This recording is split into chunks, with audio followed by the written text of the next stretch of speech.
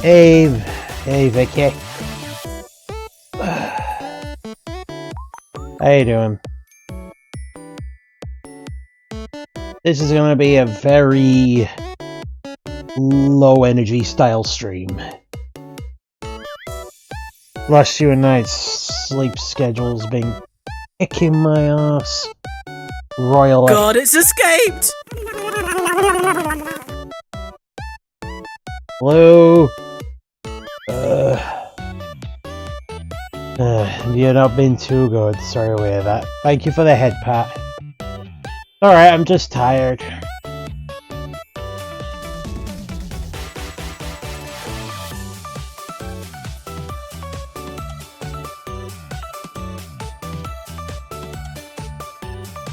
You're gonna be hearing a lot of yawns.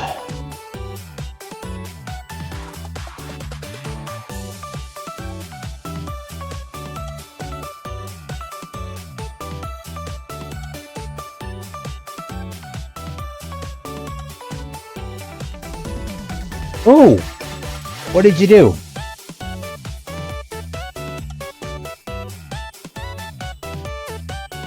What did you do? Like Twitch throw?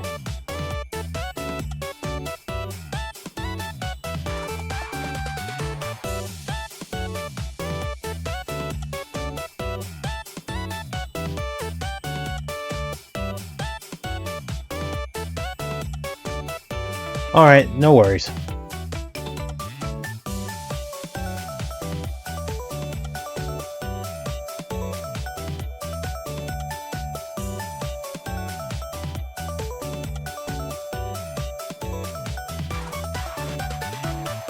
Alright.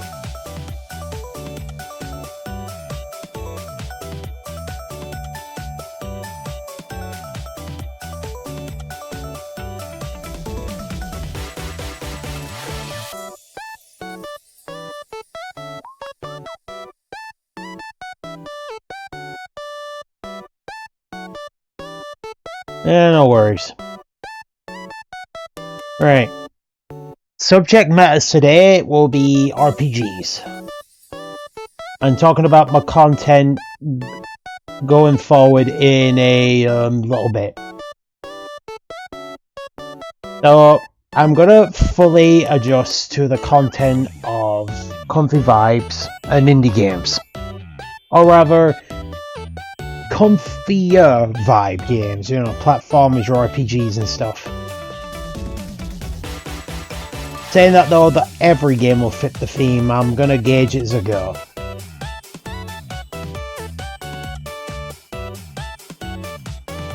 Because, anyway, I'll talk as I play the game. I'm not pushing myself today. For some reason, as I was getting ready, I just felt all the energy just go blech.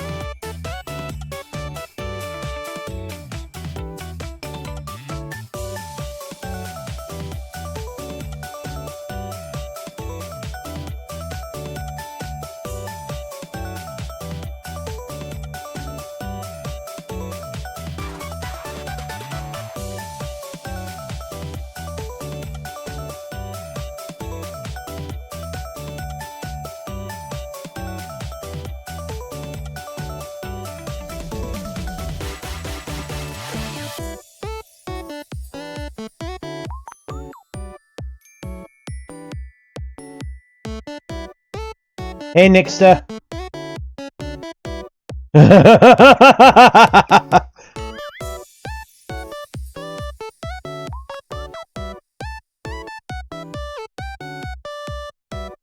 Okay.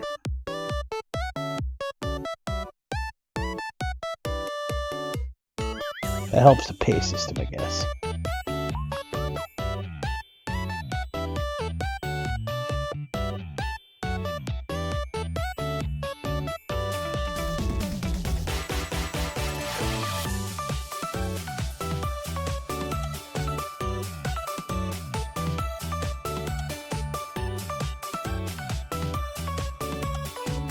Doing well, just tired today.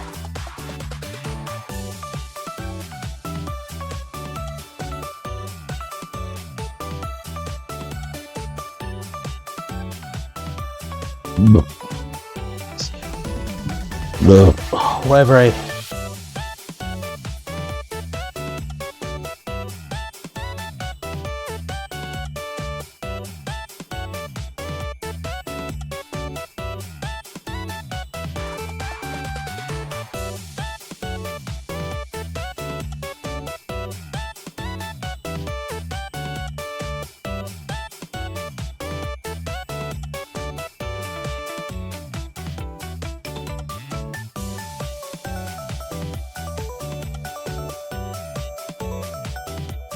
Right, we're going.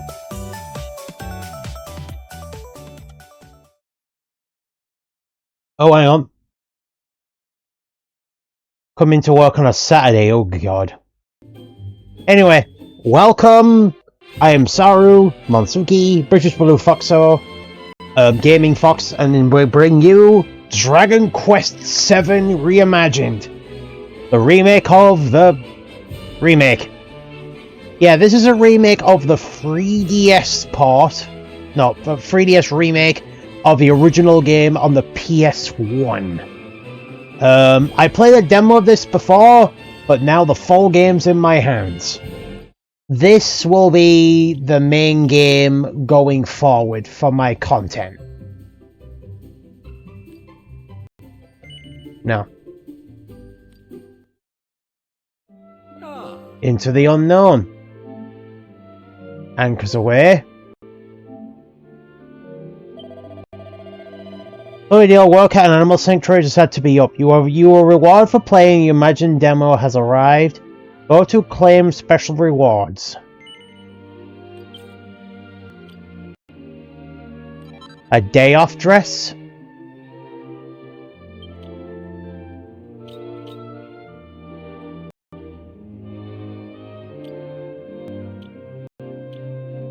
Oh.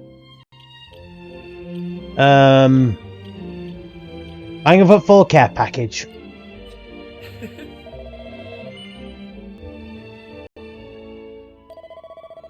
And away we go.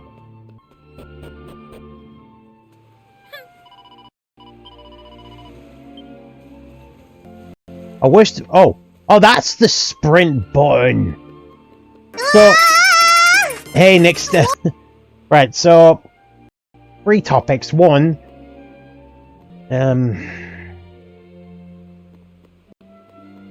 I wish I could say the mental doubts have gone. If anything, they're still there. I've been surprised though that people have been letting me vent a bit. They're still there. Like, I know what people say. It's just I don't quite believe it myself yet. I will get there in time, I guess. Yeah.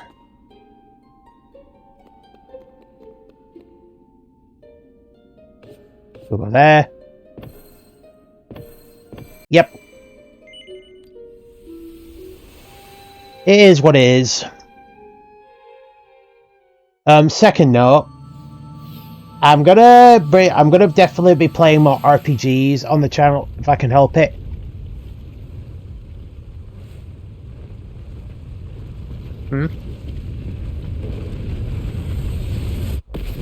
I hope they brought sunscreen. Blue? What the fuck?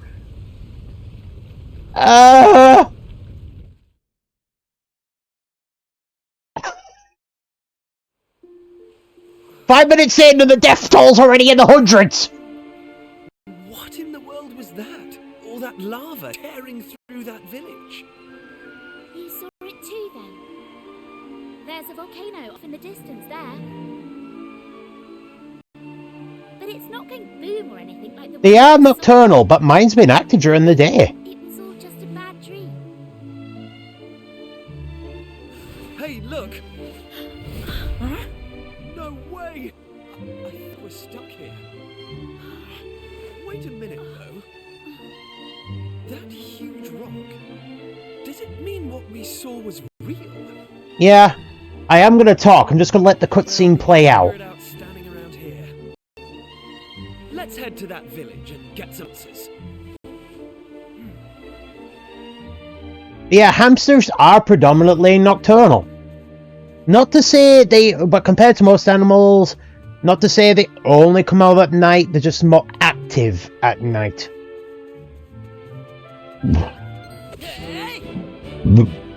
What the heck am I looking at? Oh my goodness, the shabby cats look like mascot costumes. Right. Dead. Right, we'll kill the hammerhood.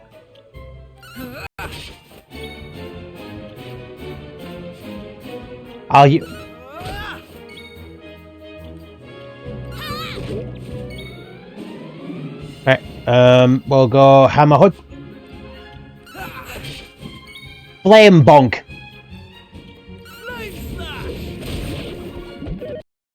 Not that much.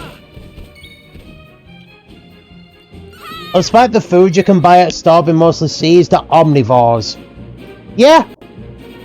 I mean, we were surprised to learn when we got the hamster that we were told we could feed it chicken. They don't go for me, but they... There you go, you're dead. Anyway, but second... So, RPGs and indie games with some platformers are going to be the main focus of my channel. I definitely want to add more RPGs and indie games. Oh, a group of archers there. Can I say one thing from the get-go? I've been playing Dragon Quest III HD, which is like a pixel remaster of Dragon Quest III. And this game is much easier than that one. Oh, it's be some crows have been hanging around my job. Crow, do you know crows have the ability to use tools and talk?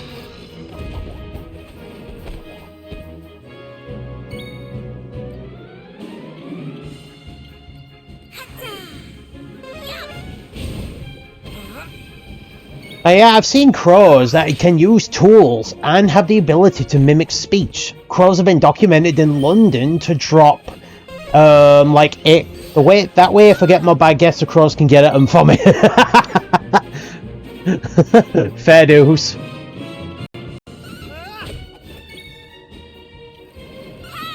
Critical hit. Did they just keep calling more? Right, go after that one. Kill that one. Boom. Boom. Come on! Bloody alpha! Gonna be at this forever, aren't we? Die!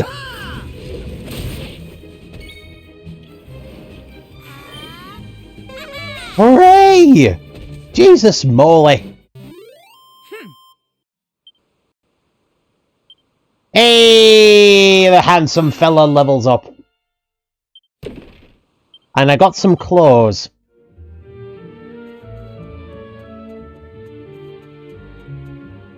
Anyway, yeah, so... You have to go through the whole alphabet.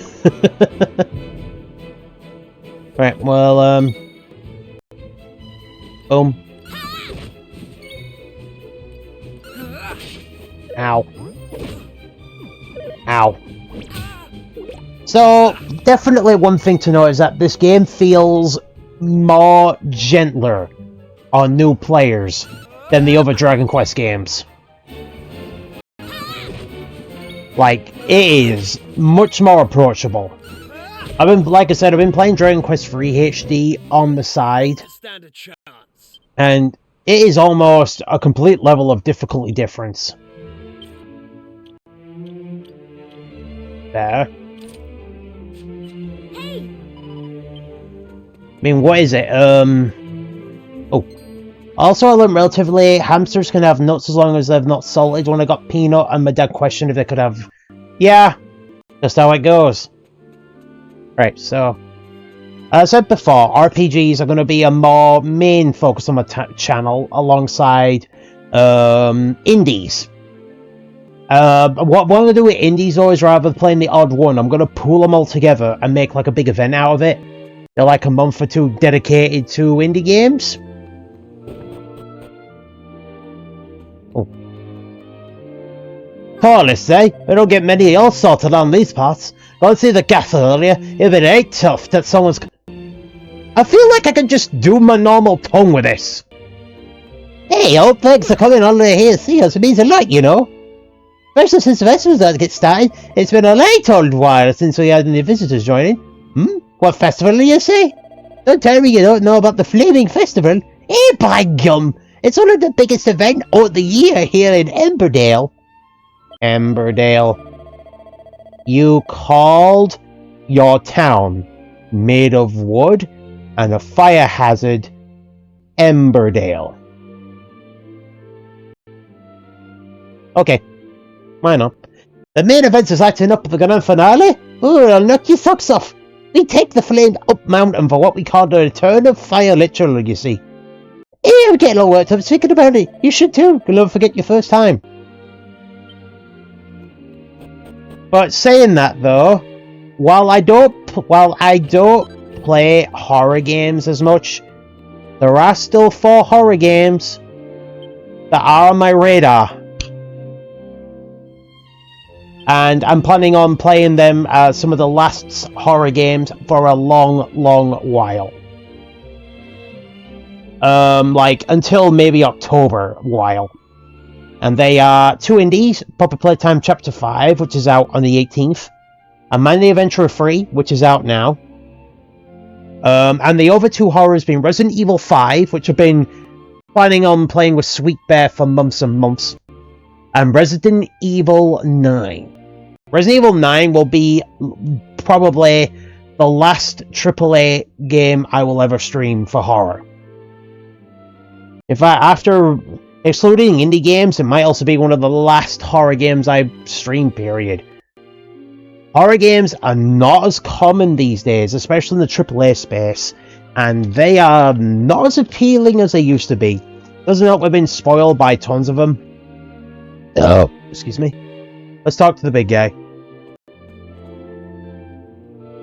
How do you tell it, aren't you? Welcome to Emberdale, By gum, I've lost how many times, how many wobbles I've had today. I suppose this means it's nearly time. Crikey, what's got into you? Got a light face and there's something you want to tell me? That you think you solved for killing a lupting? Don't be daft. They've done naught to provoke them the wrath of the fire. What is that OT meant to say? I mean, in the context, it provoke the wrath of the fire spirit. So it's OT put together. Would it be the wrath or fire spirit? Out, off. Yeah. I don't think he's going to use the fireball things to attack his own fire-worshipping folk down here in Emberdale. I got peanut flavoured treats, some of Hammy's favourite, and yogurt flavoured and Cheerios. English is hard.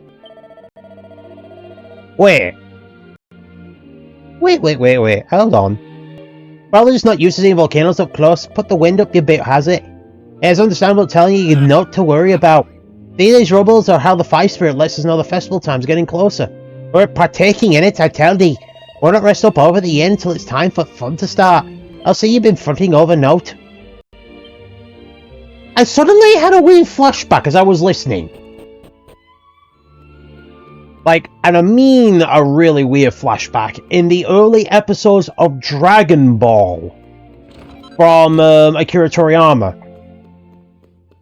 In one of the filler episodes, Kiefer, he didn't seem too interested in hearing what we had to say, did he? Still, there's note we can saw back there was just some dream. I mean, all 3 of us dreaming the same thing, really.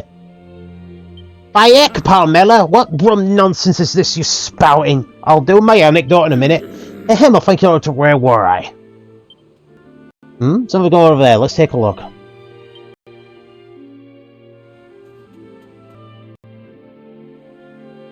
Everyone, please!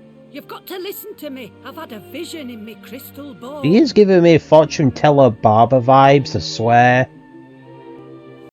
A great tower of flame rising up from Burnmont. This whole island swallowed up in rivers of molten lava. I'm telling you, when the return of fire rituals or we can't go through Wit Festival. Yeah, but family, we can't very well call off the festival we hold in honour at Fire Spirit now, can we? Aye, that's right. All that to achieve is earning us poor folk the fire spirit's eye. So, it's like that, is it? You're telling me you don't believe in me process after all these years?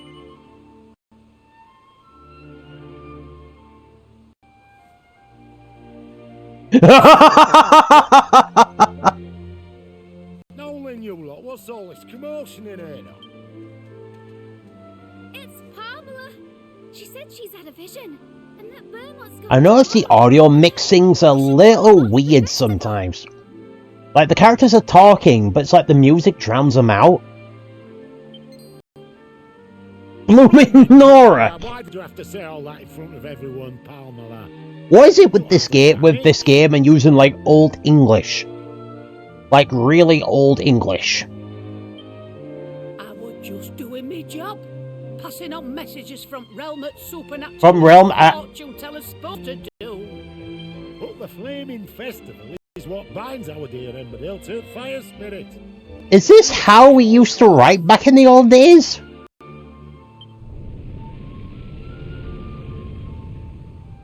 Do you see? Your baseless chelping has wrought his rock, which means we'd best get a move on. Yeah, I'm getting some flashbacks. I'll explain what I mean after the cutscene's done. It's happening tonight. Aye, the festival is happening. About? You'll see, Pamela. All we need to do is put on a real good festival and we'll be back in his good graces before you know it. I'll see you there, eh?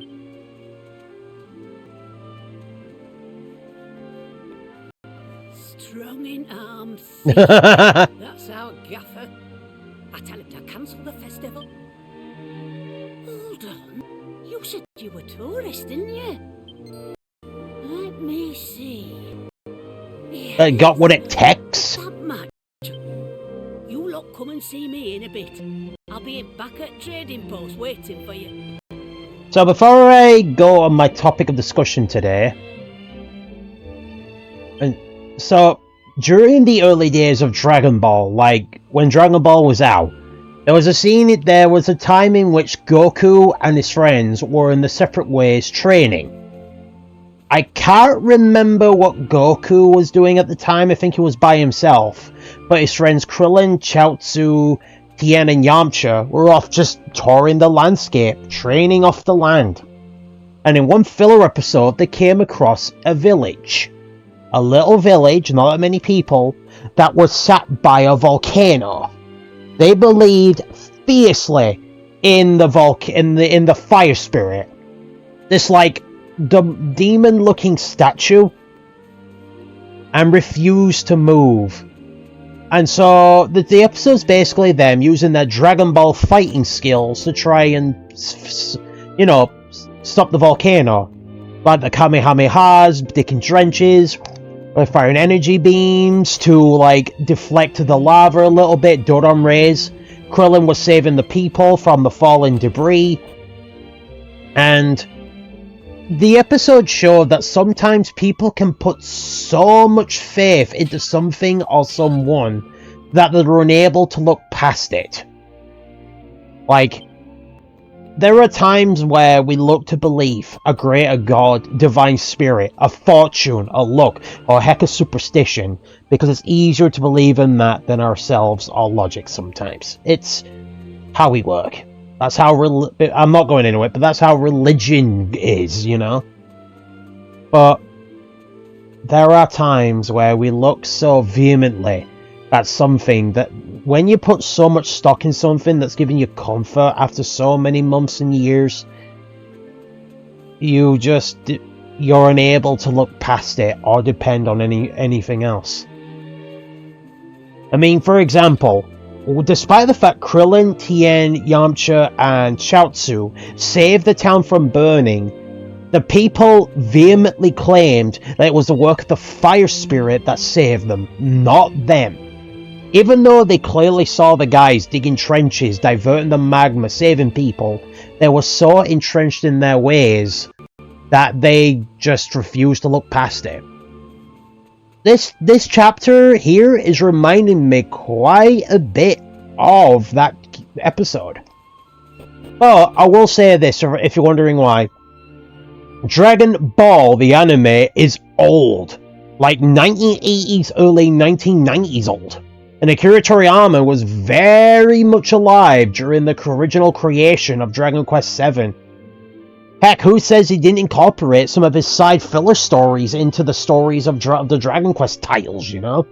Heck, he introduced Super Saiyan to the Dragon Quest VIII, technically. You know? Ah, you came after all. Now, suppose you tell me your names before we get started. Oh, no, mine, of course. Kiefer, Prince Kiefer of Vestard. Marabell, very nice. Right, Saru, let's get down to brass tacks. You believe that little premonition I had with Tanu, don't you? Also reminds me of an episode of Avatar, The Last Airbender. So the gang was in a town where there was a famous fortune teller predicted that the village wouldn't be destroyed by a near volcano, and the gang found evidence otherwise. Yeah. I don't quite remember that episode, but it sounds similar. You what? You're saying your witness the same as what it saw in me prophecy? Well, that's proof of me, the five spirits, closing these off-cumdums to carry out his work. Off-cumdums? Sounds like a bloody jet ship. Now listen here, if you don't take action, that vision you saw will undoubtedly come to pass. Which is where you come in. You lot have the power to prevent impending disasters. I've seen it clear as day.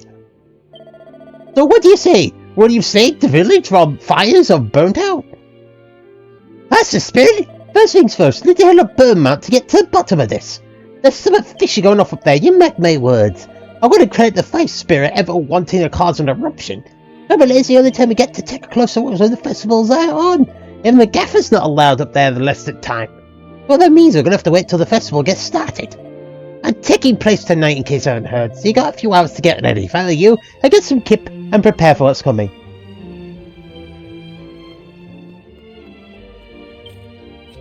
Me to buy. Not really to buy. Oh. Oh. Can I sell things? Not much. I'm gonna have to grind a bit. But yeah, so Resident Evil 9, I'm on the fence whether I actually want to stream that one. I'm not gonna lie. I don't know whether I want to play that in my own time or stream it, because as I said, it will be one of the last horror games I'll be playing for a long while. The closest thing I'm playing to a horror game is Darkest Dungeon.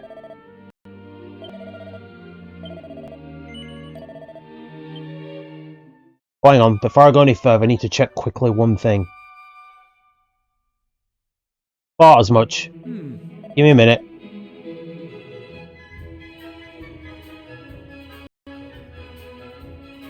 There we go, that's better. That adds a reasonable delay.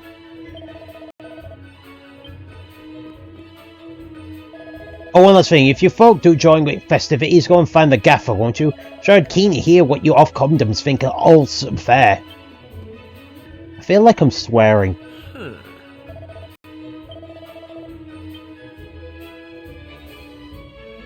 I already know after this game's finished, I want to stream either Octopath Traveler 0 or Dragon Quest 1 and 2 HD. Because why not, you know? To be fair, I could do with that, but I need a good value of money. Oh, hang on. Yeah, there's not enough. I can sell boxer shorts for 50 coins. So, a shield 45, protect from life. Clothes to keep you warm and dry is 35. Heck, a dress is worth 35. Your moldy old boxers cost 50. There you go, folks, here's your market. If you don't want to make some easy money, sell off your undies.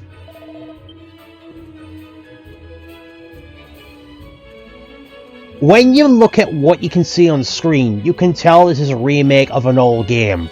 Because look how many people are in this town. I mean, what? In the screen I can see 1, 2, there's 2 there on the table, 4, 2 there, 6, 7, 8, 9, 10, 11, 12. And then 2 kids, so 14. Ah, it's you! Well, what do you think of Flaming Festival? I'm just having a final time. Glad to hear that the best is yet to come. Why don't you grab a butty or 2 and a nice cup of tea while you wait for... What? Bully or 2? Fuck's sake. I'm playing a Japanese RPG here, and it feels like I've stepped back into the Victorian era. Ah, good day, old chaps. Here we go, for a quick bit of lager and some tea in it. Do you want to see some coffee in it? As I ride my penny farthing down the sewer to honour thy queen. Oh, God. Hang on, we'll read the rest of that next. So after tricking the fortune teller into thinking the first 6 wrongs, and one guy was like, yeah, but our town wasn't destroyed. And I was like, finds it later and clearly flirting. She asked if he wants it. At my age, there's only one really big surprise. I'd rather keep it that way.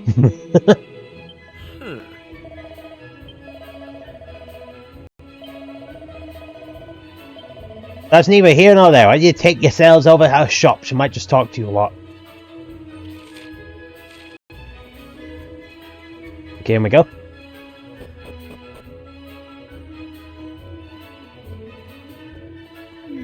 Hey, lot. So the vessel's finally underway, eh?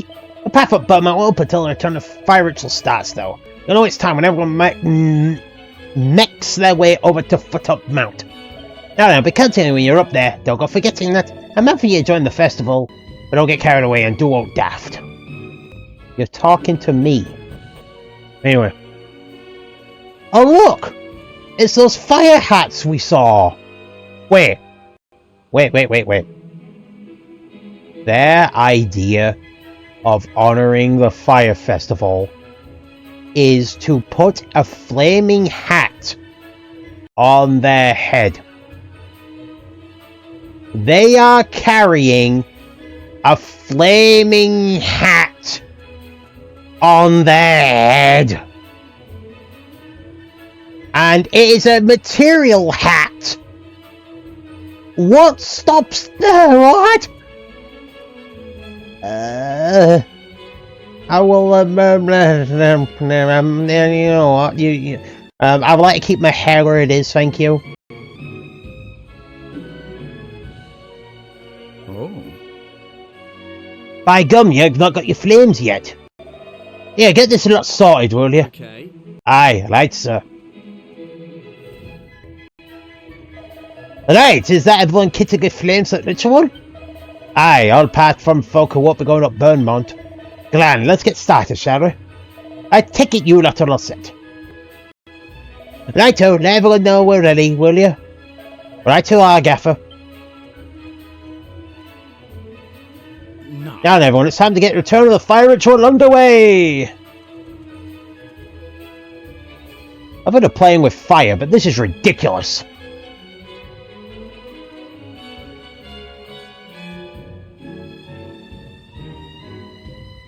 I kind of want to get one of these hats now. Love Fire Spirit, we residents of Emberdale are as ever your most humble servants. In exchange for ye continued protection, we come now to return you the sacred flames. Bearing these holy fires, we shall make our way to Burnmount, where you will reside. Only asking the return to provide new flames in place of these, so we may continue to be protected. Frizz, Dizzle, Blair. Grand. Right, let's get up, shall we? Right. So the topic of conversation today are the first RPGs I played. I'm going to exclude Pokemon, because Pokemon was the first RPG I ever actually played. I'm skipping the queue.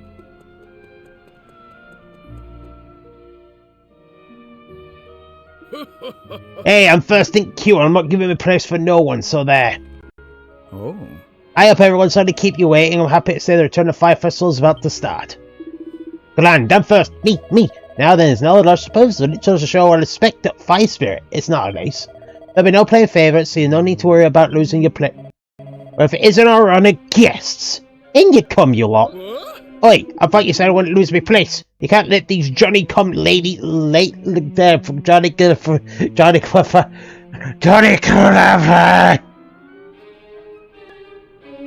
You can't let these Johnny Cliffer. I can't speak English today. You can't let these Johnny come latelys in before me. Yay! I don't be such a spoil sport. We visited some lord not far away, and they are fussing about being first. I'm now wait for you lot up top. Come and find when you're good and ready. It's straight path top up Burnmont, so you're not get lost. Well then, you're on time. So Pokemon was the first RPG I've honestly played, but back then I didn't think much of it. For me, it was just a game where I'm collecting weird creatures and beating up people for lunch money. Oh. Ah, there you are. Now then, as you probably guessed, this here's Burnmont's crater. It was play your part in literally to take them flames you're carrying and chuck them in crater, like so. Wait. They throw fire hats into a volcano in order to honor its memory, not realizing the fire could ignite the magma and set it to explode and kill everyone. They ready to throw your flames in crater and turn them to their creator? Ah, give over. There's people waiting. So you ready to throw your flames in the crater and return them to their creator? No! I don't want to! You can't make me! Fine. Righto, we're out of time now.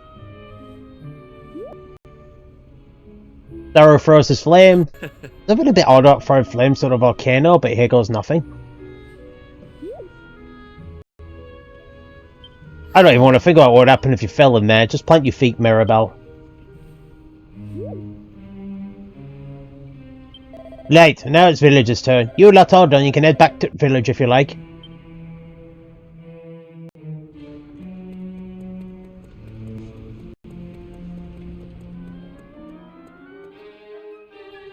You lot took your time to tell us. Right, there's no time to waste. You lot get yourselves down in belly of Burnmont quick as you can. There's something strange going off down there, no doubt about it. I need you to look into it for me. I can't go myself. It's crawling with monsters, see? Use your noggins, though. I don't want to next see you in wooden overcoats. Eh?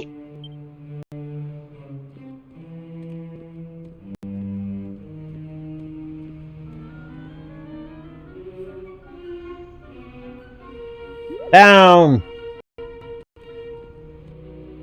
Understood. Time's running out. You got to get moving. Oh, I see. We're out of time when the last person throws in their hat.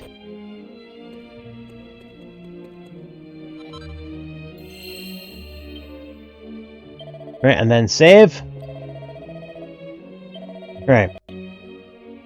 So the first JRPG I think I've honestly played to my memory was from Kingdom Hearts 1.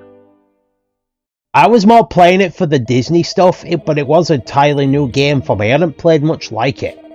But I was kind of blown away by how it looked and played. Meow. Oh, it's dead.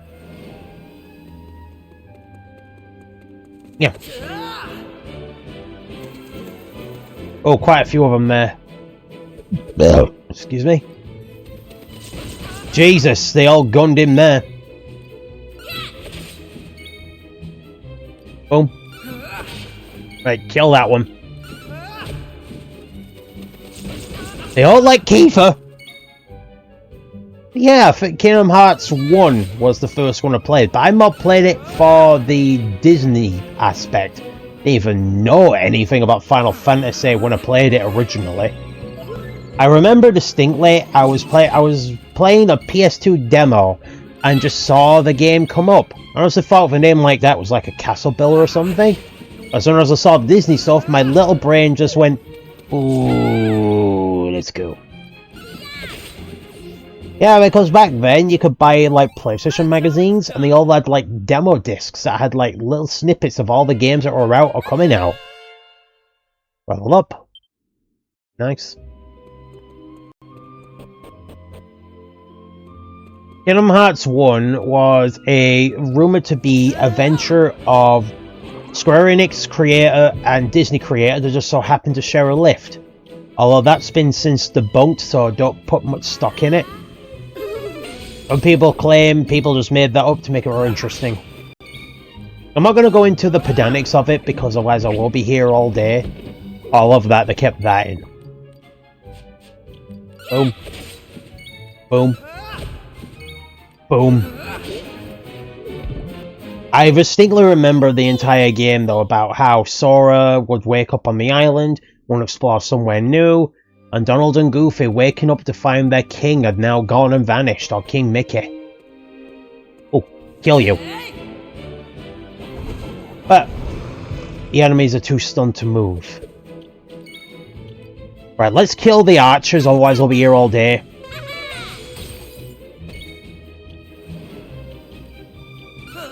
Hiya! Kill you. Right, we'll burn the cat. These guys are not that hard. I find it weird that they just look like as if they're wearing mascot costumes though. Dodge. Am I over level for this? The first game has shown its age, but back then it was relatively new. Free-flowing action are... Ooh, a divine dagger. Can I equip that? Yes, I can, but for the sake of my limited roster, I'm going to give it to Marabell, because Marabell's the spellcaster, going to need all the help she can get. But yeah, an action RPG was quite a big thing back then. There weren't really that many RPGs in the market. The first big one you could argue was Final Fantasy VII. That really showed what a 3D model could do. But yeah, with Kingdom Hearts, the original game that is, the combat has not aged too well. Sora was so stiff to move around. Combat's very, almost like, repetitive, button mashy kind of thing. And the worlds are surprisingly small for worlds. And there's another hat.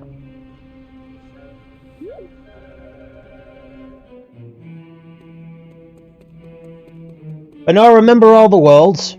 Quite a bit. Ah! No!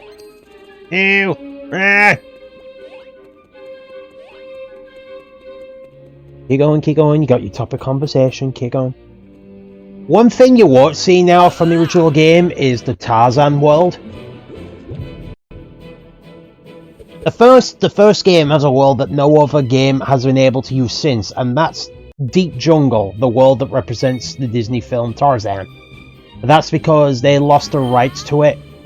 Although the film is Disney, the actual Tarzan property belongs to someone else. Edgar Rice, I think it's called. One thing though I will say is the original game is that they kept the voice cast as authentic as pissing possible. Like, obviously the original voice actor, I can't remember, someone Hallmark did his role as Mickey, their proper official VAs as Donald and Goofy. Jiminy Cricket, I have no idea. I think they got the modern Jiminy Cricket because I'll say this. If they somehow got the OG actor, he would have been ancient. Simply because Pinocchio was released in the 1930s. Or probably got a very good sound-alike.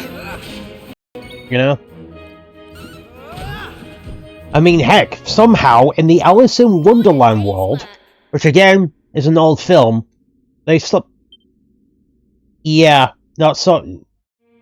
But somehow in the Alice in Wonderland world, they got the actual VA of Alice from the Disney film to reprise her role, and she was pushing nearly 100. Which I think is just absolutely impressive for the authenticity. And they either pulled, for the most part, The official VAs from the films or their TV adaptations. Although you could tell they were struggling for some of them.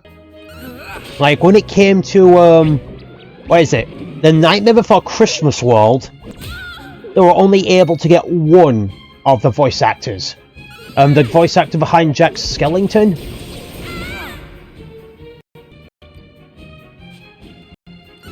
Boom. But I'll say this. One thing when you go back to the original game is that the main story of the first game is almost inconsequential. The very basic plot of the first game is that Sora, Riku and Kairi are on like a little island in the middle of the ocean and want to go explore new lands. In the beginning though, an event happens, I'll just say, an event happens, and the characters are like scattered to different worlds. So for the most part, Sora is trying to find Riku and Kairi, and Donald and Goofy are trying to find their missing king.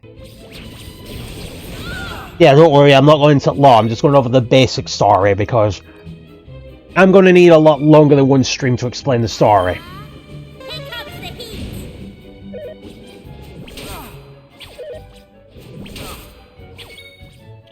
Alright, I'm going to have to heal up Marabell before she dies. Yeah, that was a basic story, but can I say one thing?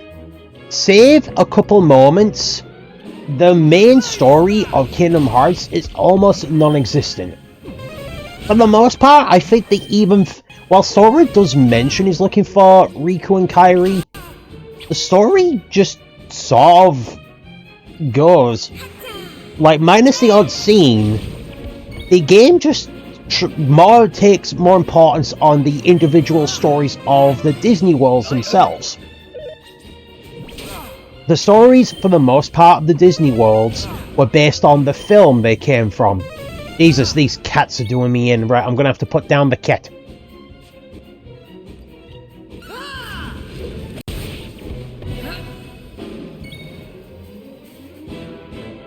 Right, I'm gonna have to kill a cat.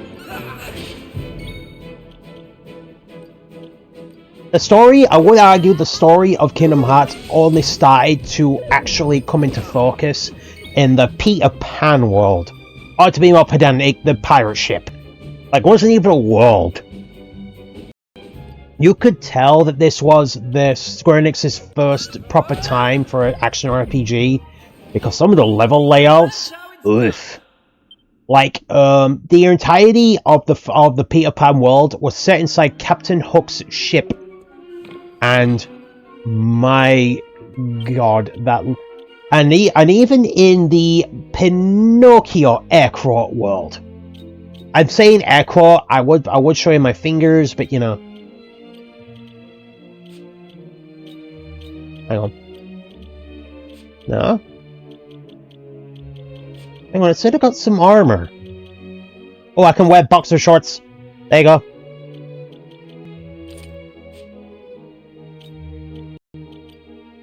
I remember Monstro being a nightmare annoyance because of all the things they did in this RPG, they added hit detection.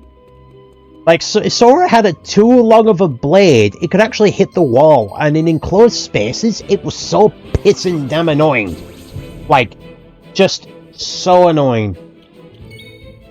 Right, we'll go crack on the cactus ball. And then the story, especially from there, just sort of went a bit nuts. Like the whole darkness and the Heartless going bonkers. Oh! Speaking of authentic voice actors, the Tarzan world, going back to that a minute. They got Brian Blessed to come back as Clayton just for that scene.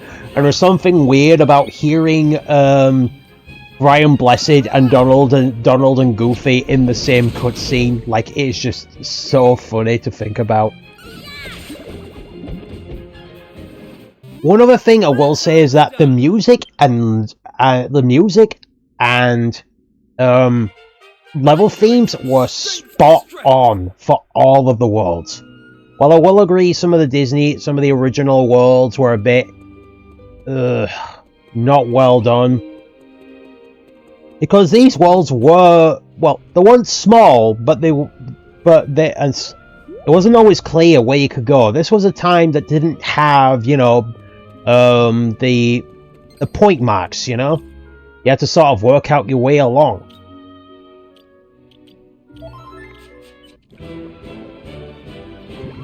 And the Final Fantasy cast, I had no idea who they were. I'm going to be blunt. I had zero idea who they were. That was my first true introduction to Final Fantasy. So, I'm trying to remember.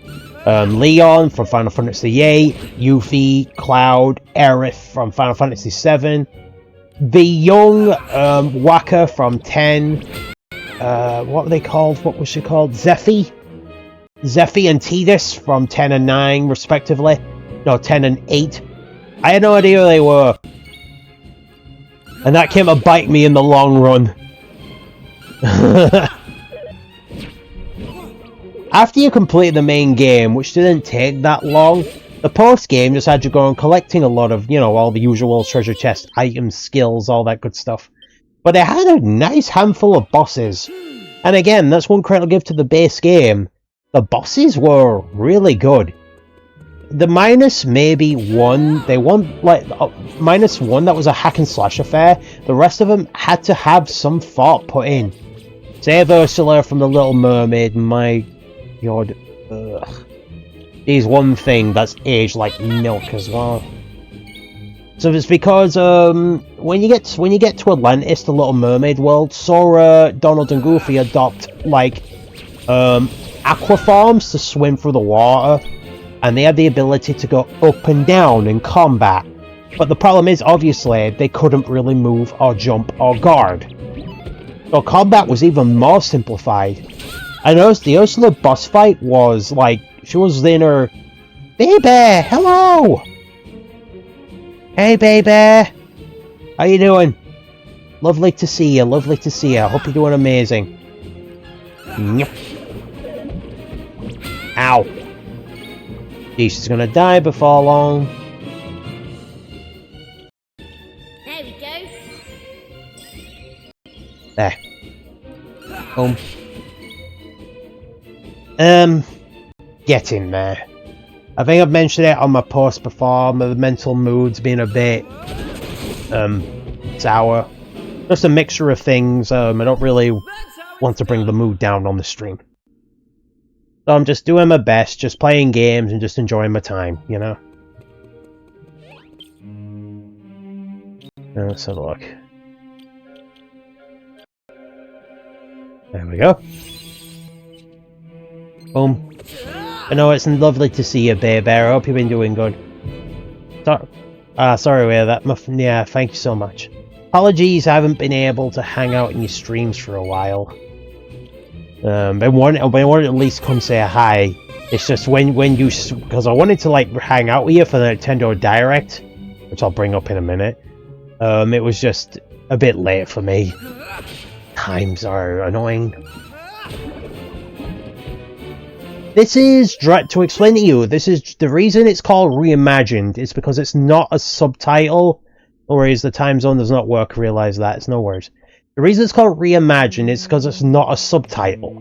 This is a remake of a remake. That's why. Dragon Quest VII... No. Dragon Quest VII was originally released back on the PS1, Japanese audiences only. It was then remade with full 3D visuals and fully dubbed in English text, that is, on the 3DS. Before it was then remade again for the PS5. So it's a remake of a remake, and if you're wondering why the characters look like this is to honor the diorama style that Akira Toriyama, the late creator of Dragon Ball, made the game out to be. I'm just talking about older era RPGs today as my topic of conversation.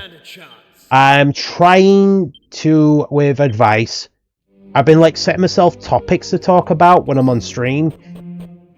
But if things are quiet, I'm not just sat here looking like a lemon. So, Do I? Well, JRPGs and indie games are my fortes. Like, I couldn't tell you anything about cozies or anything. Oh, hang on. Kill you. Yeah. Oh my goodness. These guys just look like the average teen going, why do we have to be here? I was told I could sleep in today. Do you know we're only paid peanuts? We're not paid for this shit, man. Just do whatever. We don't care. You know? We'll just... Look, you just use those stabby things and kill us, and we'll just pretend to play dead. Then we can all go home.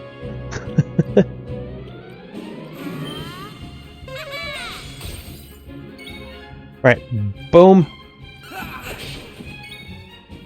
The Dragon Quest series was originally drawn and designed by the late Akira Toriyama. That's why the characters have like a Dragon Ball Z aesthetic to them. Oh, that was the first RPG I ever played that got me truly into the genre, and I'm gonna get to that in a bit. I'm talking about the first 3 RPGs, excluding Pokemon, because while it's an RPG, I wouldn't say that's like something you get too emotionally invested in. Always learned Lightning Slash. The original, I was going after like the gameplay KH1 and how they got some of the voice actors from the original films to come and do their roles. It was amazing. But then the game's simple story went completely off the deep end. Like, everyone knows by now that Kingdom Hearts has become such a stupid, convoluted mess. Like, I'll give it credit. I love the Kingdom Hearts series, but the story is such a mess. Oh no.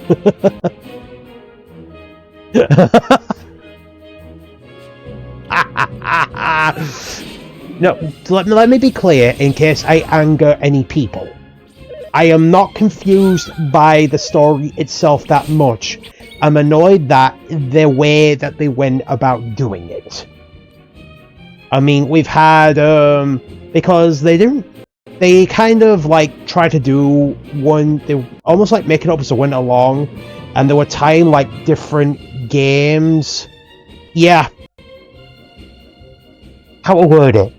Like, to understand the events of Kingdom Hearts 3, for example, which did nothing, you have to play the DLC expansion, Reimagined, the rhythm button game in Melody of Memory, and the mobile game to understand everything happening. And I'm going, but they have just not added all this in cutscenes. Like, I don't know. They tied essential lore to the end of their main entry behind a rhythm game. You know? That was my annoyance. Not the story in how it was presented and told.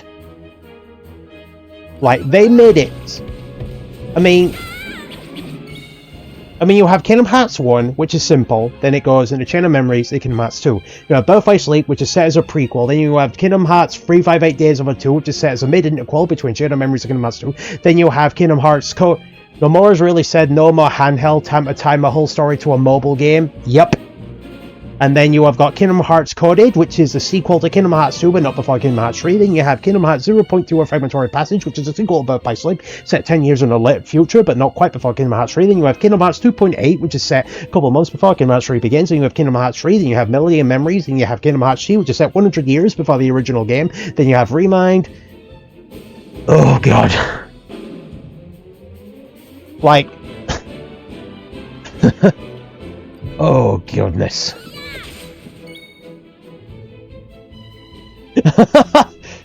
As I said, I like the games. I'm just not a fan of how they did the story. And when you replay, I know I haven't played them, but I know enough to get by because it's a gacha game. I spend enough on gambling for race horsing, you know. So I looked up cutscenes of the story, and good God, it's mental. Like how the original Keyblade wielders either die to become the spirits that protect you in free Dream Drop Distance, or how your protagonist of the Kingdom Hearts Chi games would reincarnate into Xehanort. It was mental.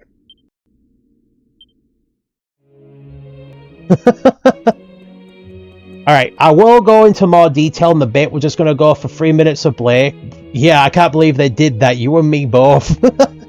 Right, we're going to go for a 3-minute break, so I'll just have a drink. If I'd have known, I'd have chatted to you more about this. Right, anyway, guys. Right, we're going to go for a 3-minute break. Then I'm just going to do a quick talk about games going forward. As in what I'm going to play. And yeah, let me just save here. And I'll sign you off with a tune before I go on break. You ready?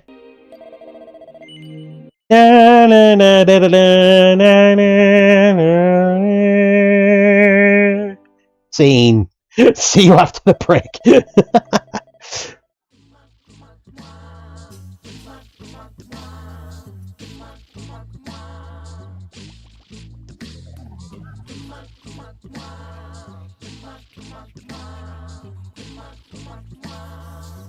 You know what?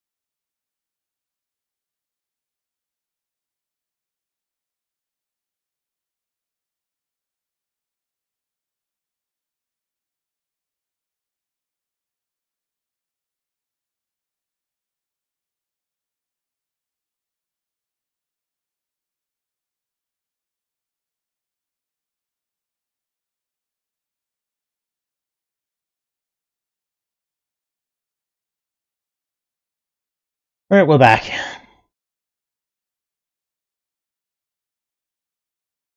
Hey guys, welcome back. Welcome back to Dragon Quest VII Reimagined. Hey baby, thank you. Blue, if you're there, could you give a shout out please? Anyway, so, welcome back. So, before I continue with topic discussion, just quickly say this. So, I'm going to be making a more better habit of uploading all my streams to my YouTube VOD channel. You know, thumbnails, all that lot, to give it a bit. So that means at least I'm not going to lose them.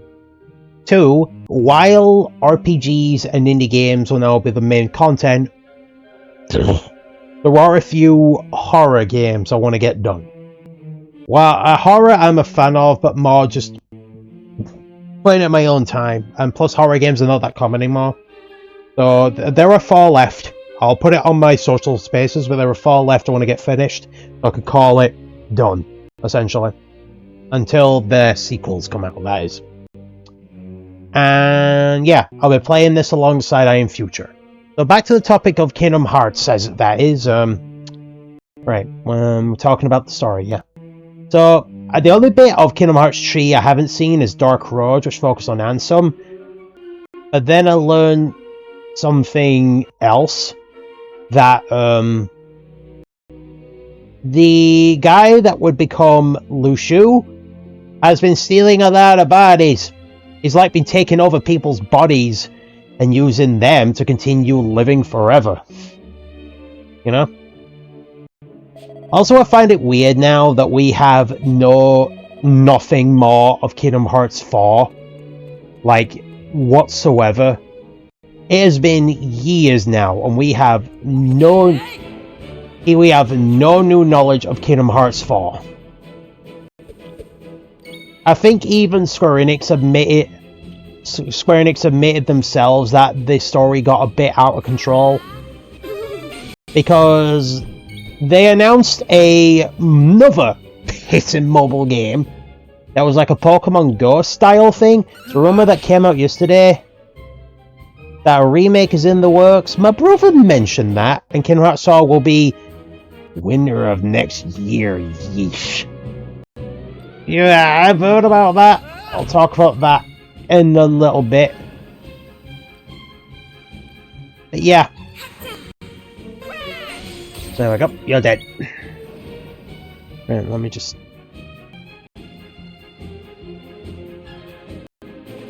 Right, there you go. Yeah, missing link. There you go. I do not get what they were trying to... You're welcome. I do not get what they were trying to accomplish with, Right, let's use Lightning Slash. Like, even if it came out, I really don't think that'd have caught on. Because Pokemon fans far outweigh the Final Fantasy fans. Like, I don't really see... I mean, I imagine some people playing it, but I don't imagine enough to sustain it, is what I meant. You know? It is how it is. But yeah, so I recently heard about the KH1 remake. How can I say this? I need to piss and finish Final Fantasy VII sod Kingdom Hearts right now. Because Jesus moly, they are... I mean... Ugh. They're still trying to piss and finish Final Fantasy VII. And now this talks about them trying to... You know, talks about them trying to remake the original Kingdom Hearts games. It is how it is, though. Anyway. But that is Kingdom Hearts in a nutshell. Whether this remake happens... Yeah, I have a fear that mobile games are just made to increase shareholders since it's a growing industry, lol, and not for us. Yeah. And I know that because of Final Fantasy Dissidia. I have never been more excited and then let down by a game in such a quick span of time.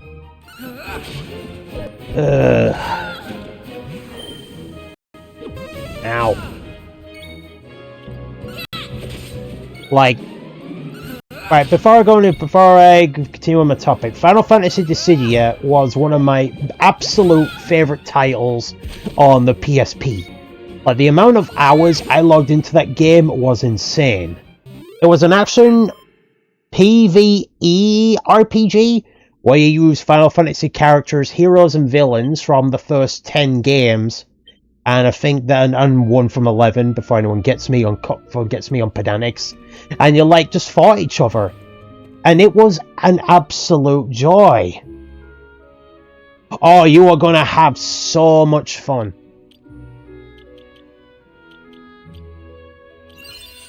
The original game, it was kind of simple in terms of what it did. You and another character fought in an arena. You mesh what's called brave attack. Is it brave? No, melee attacks to gain brave points. And then you use a HP attack to deal damage equal to your brave point total. That's as simple as I can get. Every hero and villain fought in a completely original way, and all perfectly tuned to how they were in the games. And they all had characters and growth and little arcs tied to their games and emotional feats. The only knowledge I had of Final Fantasy at that point was 7 and 10. That was it. 7 I never played till the remake, but 7 was in pissing everything. You kind of got the general gist before you even played it. But like the original Warrior of Light was a balanced hero with spells and melee. The Onion Knight, the Final Fantasy III, was weak but rapid and able to change jobs on the fly. Bartz, the guy that the first game introduced a job system of sorts, copied a move from every hero in the game and incorporated it into his moveset. Tidus was all about dodging and attacking. Cloud was slow but had powerful slashes. The villains, I feel, didn't really get the fair treatment because of how the game is. While they are all unique, they are so varied in how they work. I would argue the only villains that actually worked was Golbez and Sephiroth. Because, what is it? Garland of the first game, I don't know, his HP attacks were just too short range. The Emperor of 2 was stupid slow. The, what is it? The Cloud of Darkness from 3 was just one move but varied. 3 had super powerful HP moves, it was just notes you could do with them.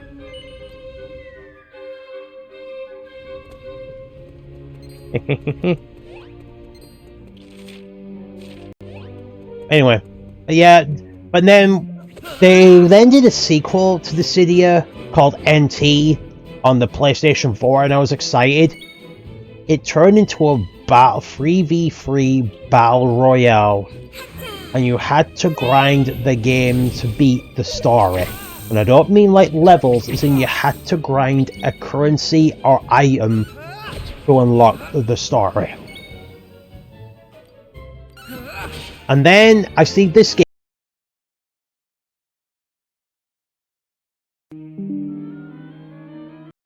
Way back. Yeah, there we go. Sorry. Wi-Fi briefly died just then. So moving on from Kingdom Hearts, I think the first proper JRPG I played was Tales of Symphonia on the GameCube. Well, that game holds a very fond place in my heart, does that one.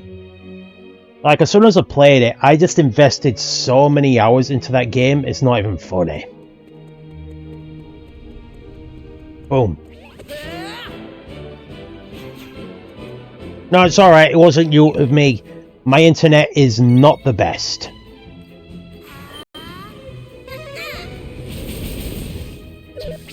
Ow. Ow.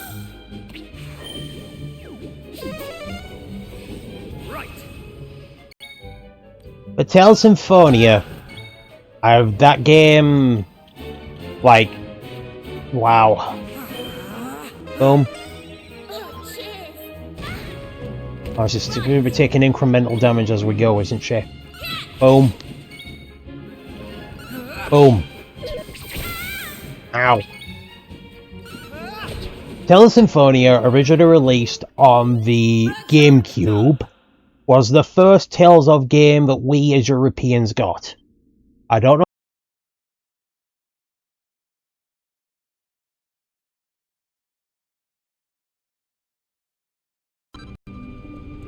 Why did it just let me jump all the way down? Well, for God's sake. I get the feeling the internet's going to be an absolute pain in the ass today.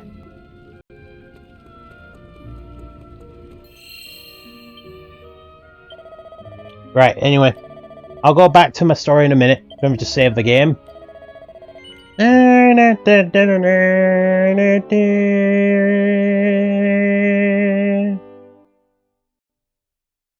There we go. I didn't play Symphonia to prep with the second one. Is that meant to be an Easter Island head?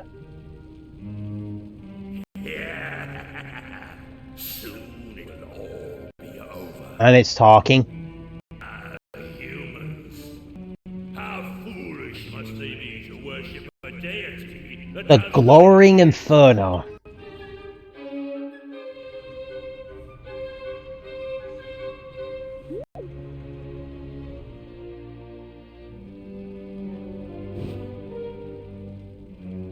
Oh, the hats are feeding the fire. Soon, and when that happens, the power of the black flame Oh boy. entrusted to me, its awakening, will cause the flames Looking at him from this side, he's got very angry eyes. and the humans, believing that their pitiful fire spirit has forsaken them. Speaking of humans, Oh, the Big East Island has talked to me. to so is to plunge willingly into a night. It does look like Aku Aku from Crash Bandicoot. Insist, I shall gladly oblige. Boss time.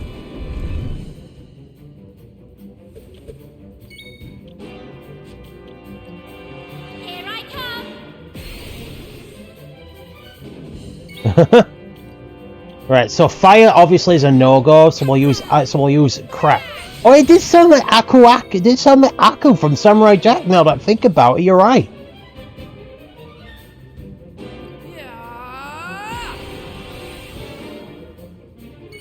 Yeah, you've got.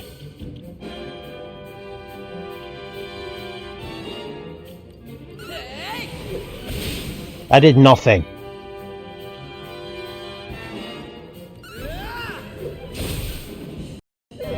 Nice. I'll go crack again.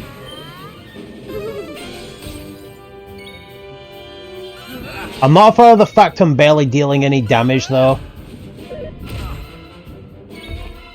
Let's go crack again.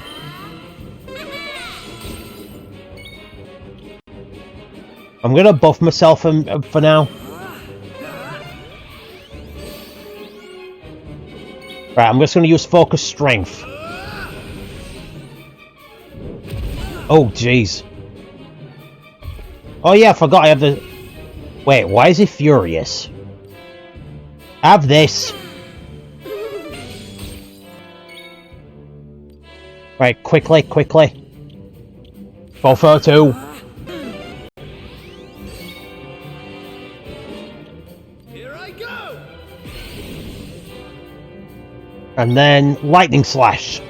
Lightning slash! Oh, the Glory Inferno bans all attempts to raise defense.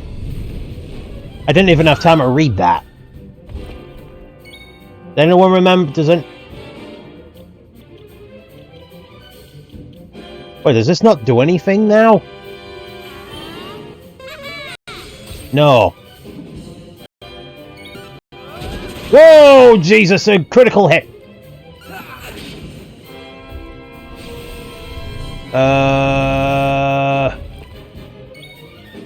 Defend. Makoto Iwatasu at Makoto Iwamatsu or Greg Baldwin. Might be Greg Baldwin then.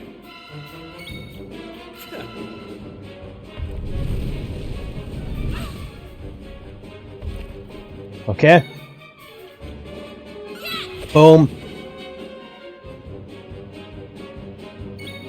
Right, let's go lightning slash. Nice. And then we will quickly use the heals, otherwise I will die, and you can't have me dying any stream.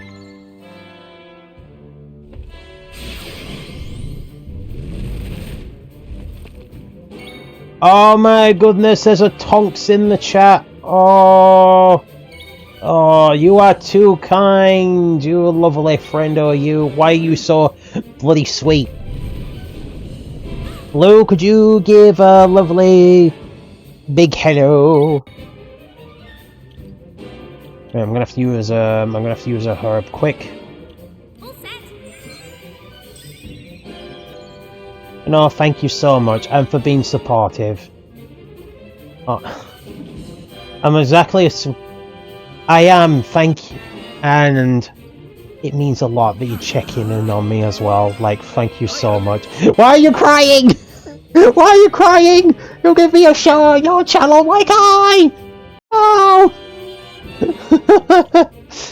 But no, how you doing? Welcome to Dragon Quest VII Reimagined. Ow.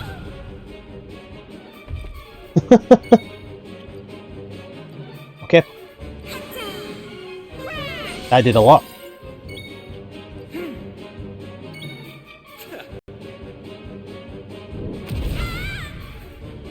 Thank you for the head pat, young dragon.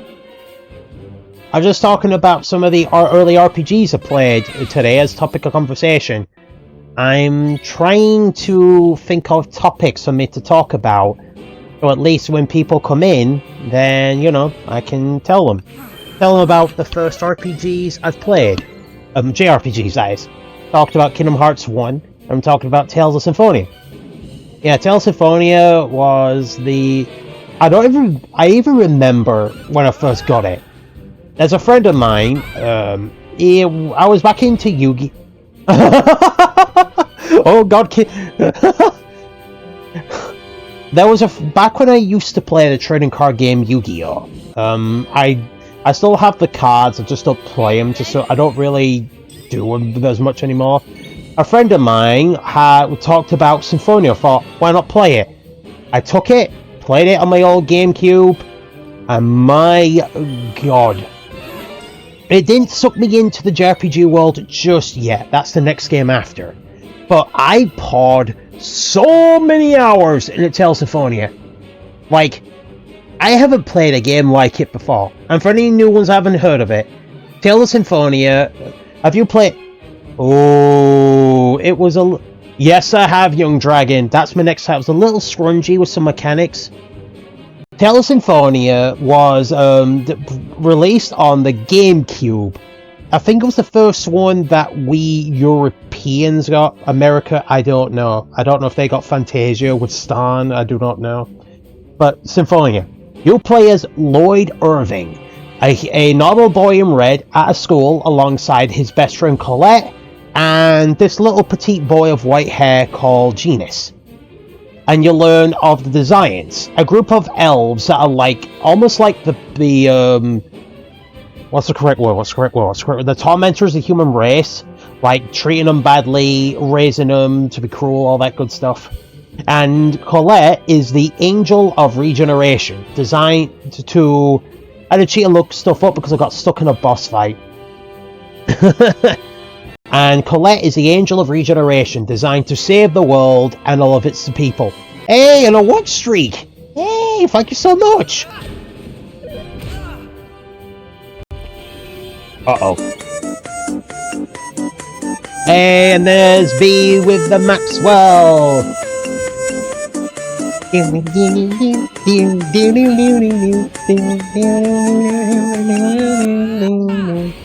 And Sans, hello! Yeah, it's been a while. How are you, my friend? Yeah. I know, I hope you've been doing well, Sans. At Symphonia, what I adored about the game was, I don't know, the way the game played. The best I could put it, it was an RPG, but it played on an almost 2D plane, where the characters were 3D, but they can only move left and right. You slashed a bit, comboed with special moves and all sorts. And it was multiplayer, surprisingly. Like, as I remember back when I had it, that I would play Lloyd or Genus, and my brother would play the other one. You know? It was just so much fun. And despite the fact it's a GameCube game, can I say this? It's very long. For an old era game, just finished a godly The Binding of Isaac run. How about you? Oh god, The Binding of Isaac. That's a game I don't have much inclination of playing, but that's because I'm not a fan of the subject material. I grew up the whole Catholic thing, and I am just, that and the game doesn't really appeal to me on an art level. It looks good, just not for me. I'm playing Dragon Quest VII Reimagined. There's nothing she can do in this scenario.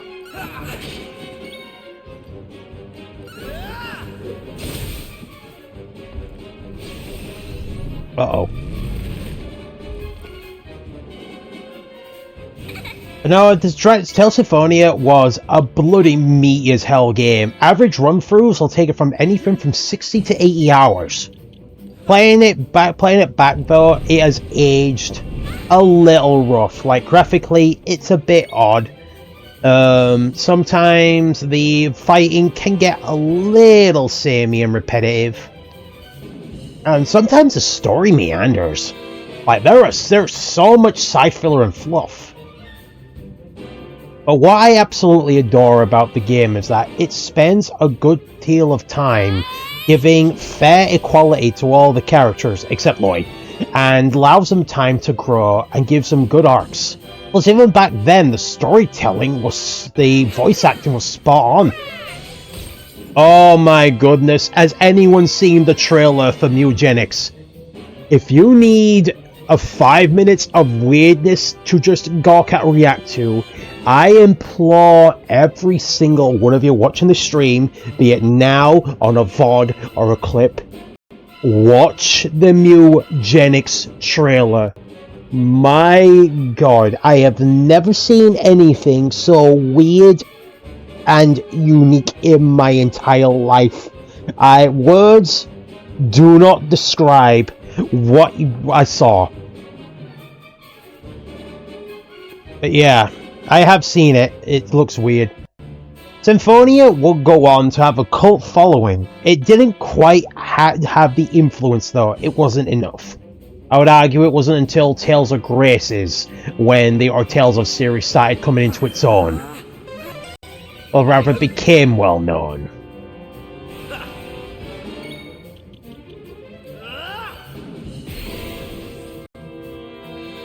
And the game had a lot of issues that even applied somewhat to this day. It focused on, like, equality between groups of people in terms of how we're raised and be treated. And I don't know, something about how that is, I'm just going to defend here, otherwise I'm going to die. Jeez, as you can see. And the ending, yeah, I started a Steam family with some friends, and now I can play Repo and some other games that aren't just free games. Hey, nice, you'll enjoy Repo. Repo's a good game. Like, I love the fact that the developers have a sense of humor with what they do and how they show off the new features. And I will give them credit, I love them for that. Oh, it's dead! I'm wondering when's this thing gonna die, hit with a hammer! Tales Symphonia was a good game, and it had, I wouldn't say multiple endings, but Lloyd could have, like, romantic interests with each of the girls he came across.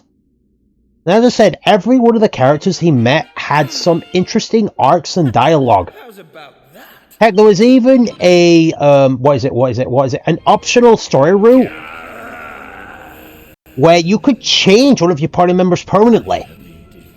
there's a party member slot on your team that shuffles between Kratos, this red-haired mercenary that joins you for one half of the game, but is replaced by Zelos, a red-haired magic swordsman. And you can choose which one's on your team for a good portion of the game too.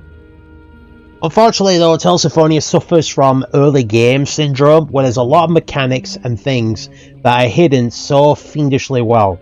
Like, I didn't know this till later, but Lloyd, Genis, and Colette have hidden supers that need conditions and triggers. Lloyd, you have to like mesh your fingers together to sort of do his. Colette is random, you have to use like one of her spells 50 times. Same with Genis as well. The one who I played with threw me into the pit of the magic school, whatever, and he ran into the other people we were playing with and said I fell.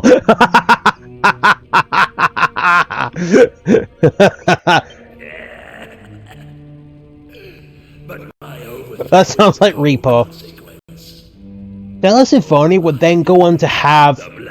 Can I call it a sequel? Can I call it a sequel? Tales of Symphonia would go on to have a... Needless to say, I snitched the moment I could possess my head. It would go on to have a sequel called Dawn of the New World. But calling it a sequel is generous. Like, very, very generous. It is set directly after the first game. Other than that, you can play the second game completely blind. Like, it has so little to do with the original game. And that and the characters from the first game are strange. But yeah.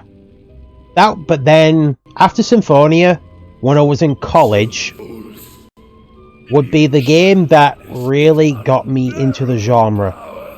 And some Super Smash Flash 2 as well lately. Super Smash Flash?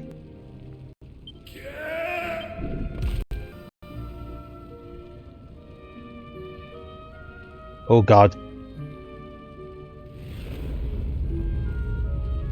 Up it goes. Right, before I go any further.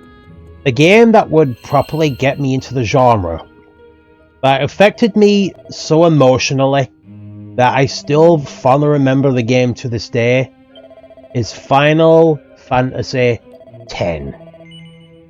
I had heard all about it, I played it, and I have never been so emotionally invested in a game before, up to that point.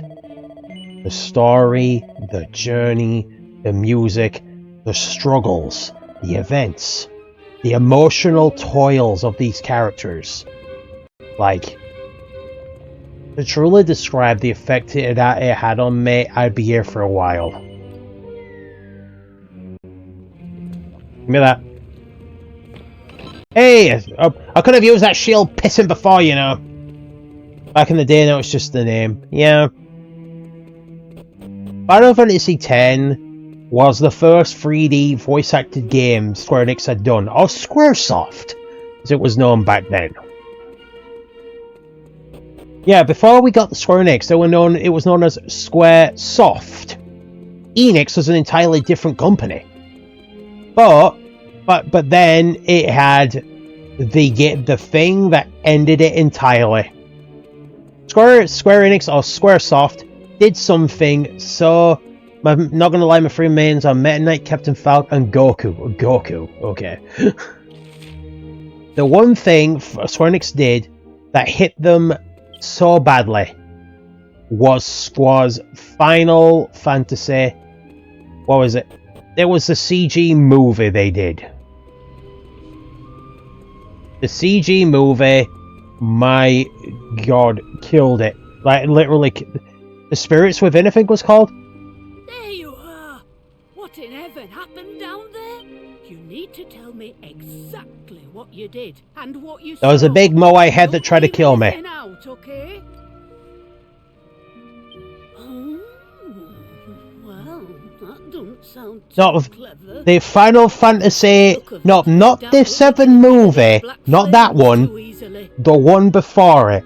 Hang on, let me look up on my phone. It wasn't the movie Advent Children. That did fine. That didn't kill it. There was a Final Fantasy movie that was so bad that it killed Squaresoft. Final Fantasy movie. Released in 2001, it's called The Spirits Within. It was original characters set in the same world. The movie killed them. They spent an ungodly amount of money in this movie. Like, an absolute ungodly amount of money, especially for the time. This was released in 2001. 2001, right? And it had a budget of 137 million. 137 million budget in 2001. Put that into perspective. Most movies these days struggle on that kind of budget. And back then, it had a budget, it took a staff of 200 people over 4 years. And it used photorealistic technology and early forms of motion capture. But it only brought back an $85 million box office hit. In fact, even went over its budget, and it went up to... Oh, here you go, I've got it here. So according to this, it was a budget of $137 million, which in today's money is $221 million. $221 million in today's money. I'm just bringing up one thing. Just for reference, I'm going to bring up one of the most expensive films I know of, Transformers, the Michael Bay first one. Here you go, this is put it in perspective, right? So Transformers, the film from 2007, one of the big expensive ones, had a budget of $145 to $200 million. That is how insane it was. The Spirits Within killed Squaresoft so badly that Enix offered a helping hand and funded them what was left. Hence, we now have Square Enix. But we've got to do something. I mean, we know what'll happen if we just leave it be. But no, Final Fantasy X, I will learn later, was a celebration. It was also weird, like I still get it to this day. It had full voice acting, and the main character was completely voice acted. He had a past, he had a character, he had growth, he monologued, but yet he didn't have a name. He had no name at all. No one even called him by name. Back then, in the early days of RPGs, for the most part, you could name the main character. You could name this guy however you wanted.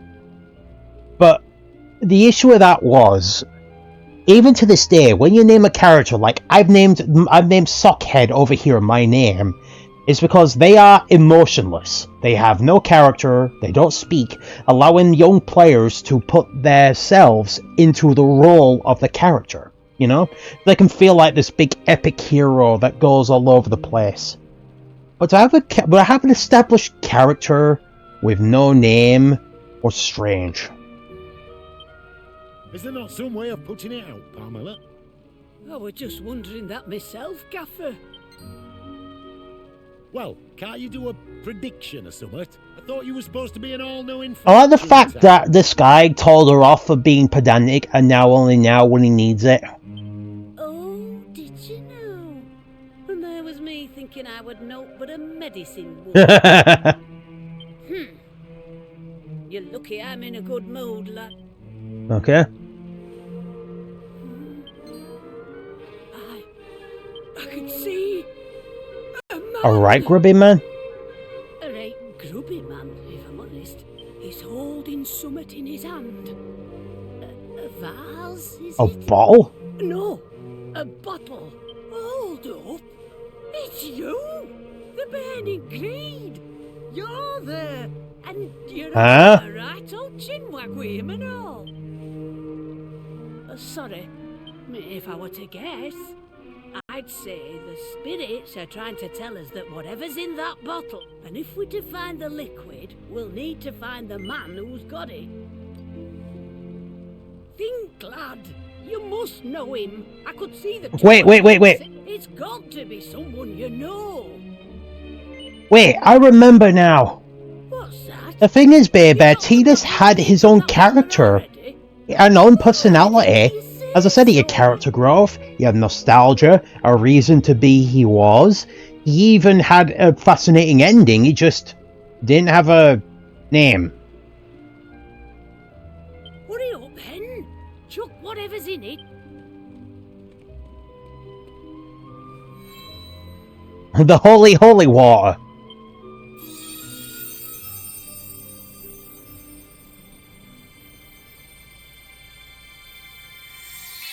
Alright, why not? That's the stuff. Well, would you look at that? Hey, think of that. If you lot hadn't stuck around... And look, she hasn't thrown in a hat yet.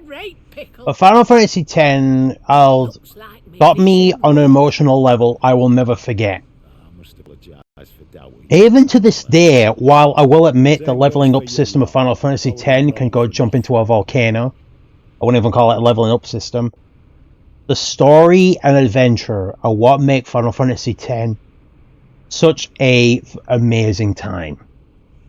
The game really gets you invested in these characters and the world they're in, and really pulls your heartstrings in a couple of places.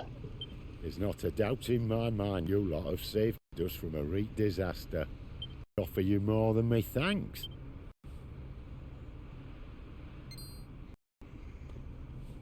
Well, there is one thing we could use your help with, actually. As long as it's there, we... Is that all? Consider it done. In fact, we'll have the whole island looking spick and span tomorrow morning. You just To be honest, baby, Ken, I said I don't blame you for not finishing Final Fantasy X, because I didn't either when I first played it. I can't properly explain into words the leveling system of Final Fantasy X. As an irony, it didn't really have one. The best way I can put it is, imagine every stat of an RPG on a grid. Like, just every skill and ability on like this big map with loads of lines or whatever connecting them. Every stat growth, like strength, magic, speed, just put them on little dots all over a map. Every time you fought some monsters, you gained a movement point. You move your character's dot around the map and claim the dots as you go. It was literally their roadmaps. The characters were fitted in sensible places, like Tidus was in a place you could learn speed spells, your spellcaster or white mage was put in a place to learn white magic, mage for black and so on. But it was dumb. Now, let's get back to Marabell. Put the kettle on. This calls for a brew. Why is this game British? I'm playing a JRPG here. Why is it British? What's their first thought when they made this game and dubbed it into English? Just like, what's the best way to do it? I know, let's make it British, son. You, our guests of honor tonight. You know? Can't get over that fact. This game's dubbed in British English. It is just so fascinating how localization works. I would laugh if that lady set off the chain reaction, just thought, having successfully completed the Return of the Fire ritual, everyone makes their way to Emberdale. The shadows in hell with singing, dancing, and merrymaking. Aww, kinda wish I could have seen plenty of tea and sandwiches. Yeah, grinding in... Right, before I go any further to explain that, let me just go over what got me a Final Fantasy X. Thanks. Final Fantasy X picks you as Hero, or Tidus, as its official canon name is, who is a blitzball player in the neon town of Zanarkand. Blitzball is almost like football, but underwater and akin to rugby. It is a weird fusion. But then, this big, like, killer orca monster drowns the town, and Tidus wakes up in the land of Spira, where an immortal monster called Sin is destroying the world. Teaming up with a young woman summoner called Yuna, Tidus, along with her guardians, ventures across Spira to help first Yuna gain these weird creatures she can summon called Aeons and save the world. That is the absolute basic. But what drew me in the game is obviously the journey. This is a linear corridor RPG, but you don't have travel. You literally run from point A to point B. For entire journey to the end point of her journey, to be clear, not the game, her journey, you walk from foot. You leave the island to go on a ship to the next island, you walk down plains, go over the lands, and you learn about the worlds you go, and the previous summoners and guardians that came before you. You begin to learn that all these characters' journeys, their behaviors, their missions and goals. And you begin to slowly see that the beliefs of this world, what they called Yevon, this like religious group that worships, is not as pure as it looks. And the lie and the beliefs are just well-founded lies that this world holds on to. But the game story's greatest strength is the fragile hope they have. Sin is an immortal monster. While he can be defeated, it's only for a brief time. Every time he revives, he brings death and destruction wherever it goes. But these people are always living on borrowed time, and they make use of the time they have. And yeah. I'm not going to say this in case for anyone who hasn't played it yet. Yeah, Lulu, I'm not going to mention that. I'm not going to say the thing that really got you going, but let's just say there is a little truth tied to the summoning. A reason why it's not that sought after. Why these people that are giggling and having so much fun never truly meant it, as in the joy. And yeah. The game's actually, this is one of the first few games ever in my life that's actually made me cry to tears as well.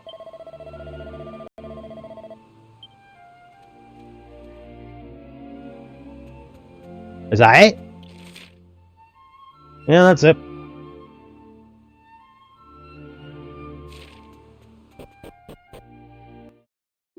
Yeah, as I say, I'm not going to say anything further. Can I just say this, baby?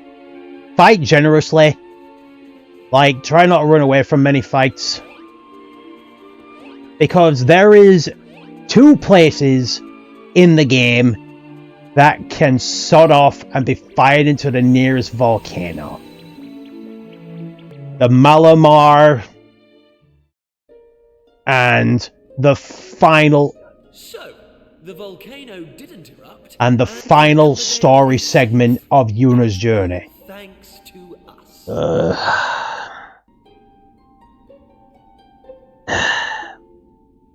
Final Fantasy X has one big issue that, when compared to the game I'm playing, example, these days, early game syndrome.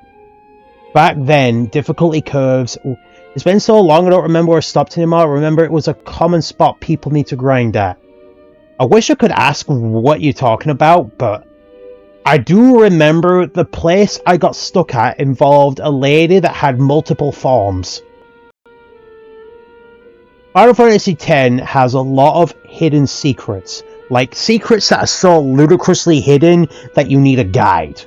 Like hidden Aeons you could find, hidden weapons in the world, secret events you could do. It was just stupid, and the difficulty curve was insane.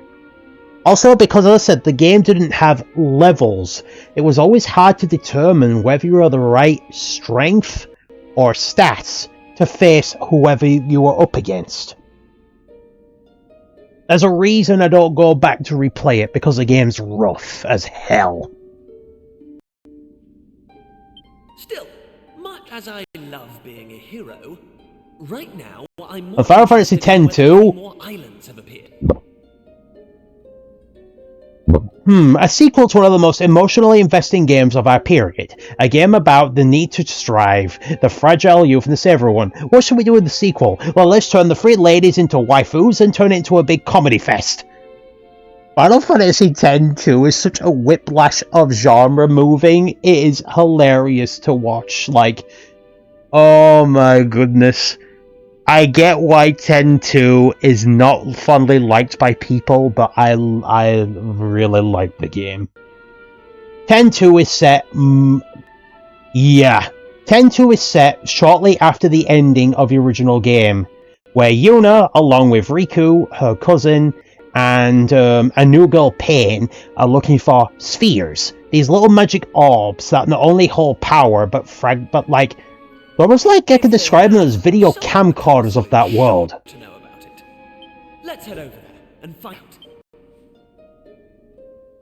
That's what I describe the spheres, is that they are literally almost like the videotape recorders of their world. And yeah, X-2 was only had 3 characters to play with, compared to Final Fantasy X's 7 characters. Oh yeah, before I finish with 10. Final Fantasy X's battle system was very basic, and it had 7 party members that all had very specific functions. Tidus was all about quick strikes and could hit mobile enemies easier. Waka, using his ball, somehow, was able to hit aerial enemies and quick enemies. Auron, the guy in red, could slice through armored enemies, no problem.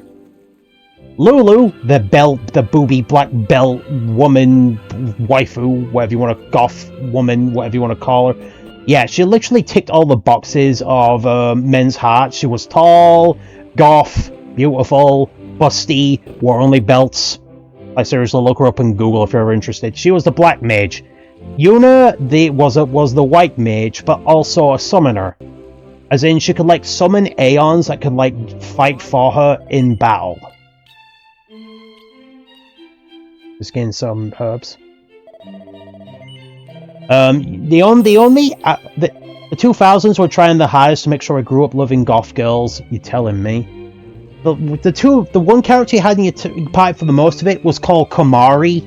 He was, as I learned later, the blue mage. Not that he was magic, but his whole gimmick was he could absorb the health and MP of enemies. And depending if who you absorbed from, you could gain that monster's ability. The final character was called Riku, who was the thief. She could steal items and mix them together.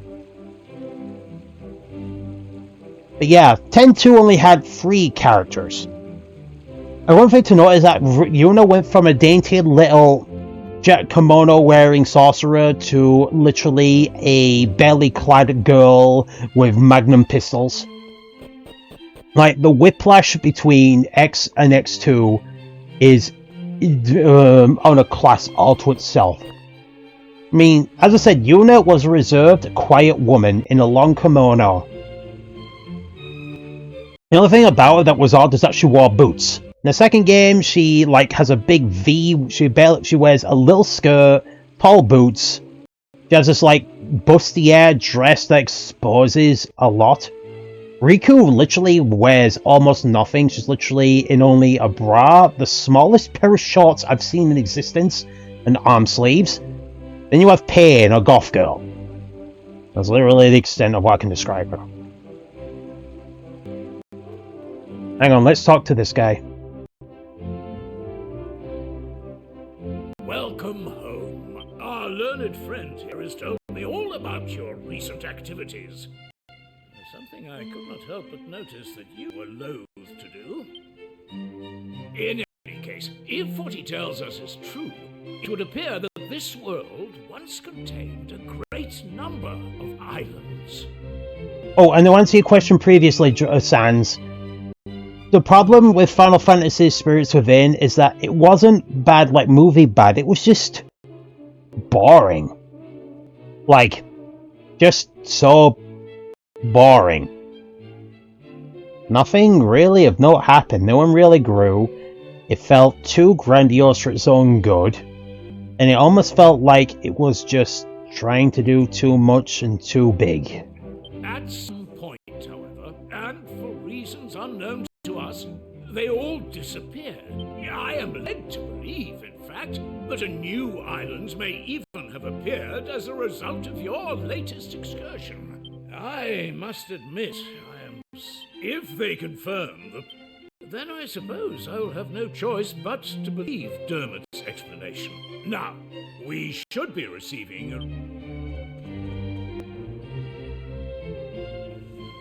I bring a message, Your Majesty.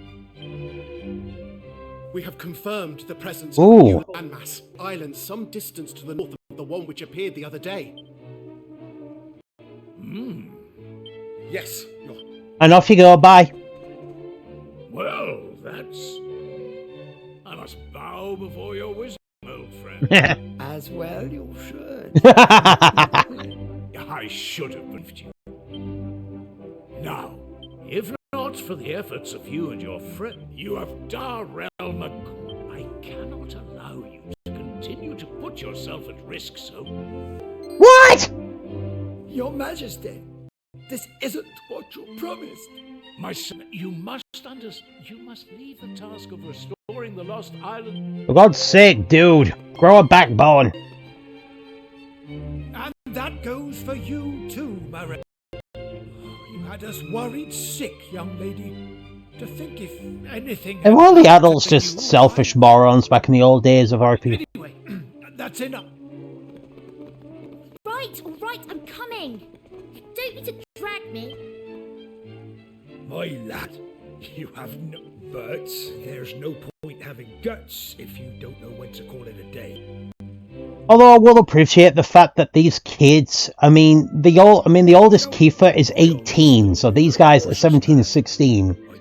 So I guess to appreciate the fact that the adults are not letting them gallivant around the world to some extreme dangers. Anyway, I'm gonna lay down their lore like King Donald or Mare Maid and tell you that you... But, on the other hand, there's nothing daring or heroic about running off What I mean? on your leave and making folks worry about you. So, I'll ask you straight, lad. Are you absolutely determined? Even if it means you have to do it all on your own without any of your little friends to help you. Oh, you're a man now. It's only just don't do anything stupid. Yay, concerned parents that don't let the young kids travel all over the world on their own. You could have run and well, Because that's the one thing, going off a little tangent, like back in the old RPGs, kids were just allowed to do whatever the hell they wanted. Like, in Pokemon, like, you were what, like 12 or 13? No, Ash was 11 when he died. And his mom let her son go into this giant open world all by himself. And remember, they didn't have phones or anything. And the only reason she let him out was because he had a little yellow electric rat that joined him, you know?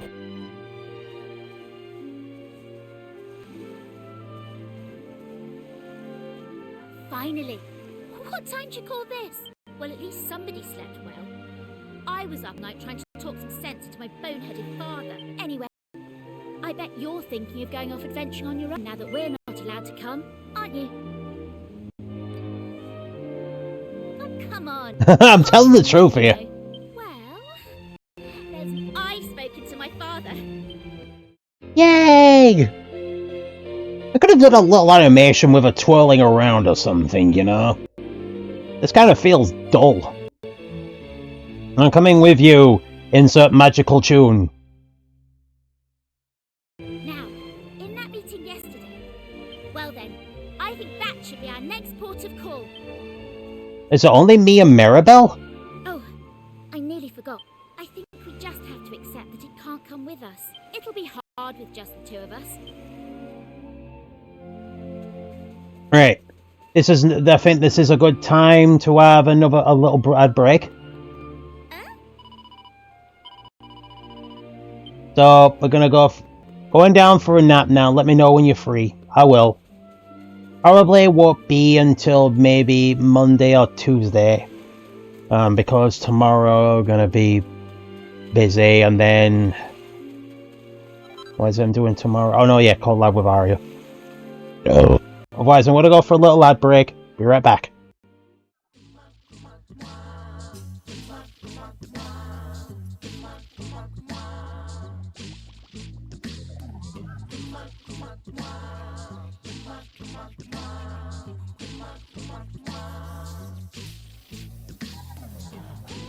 Yeah, I want that.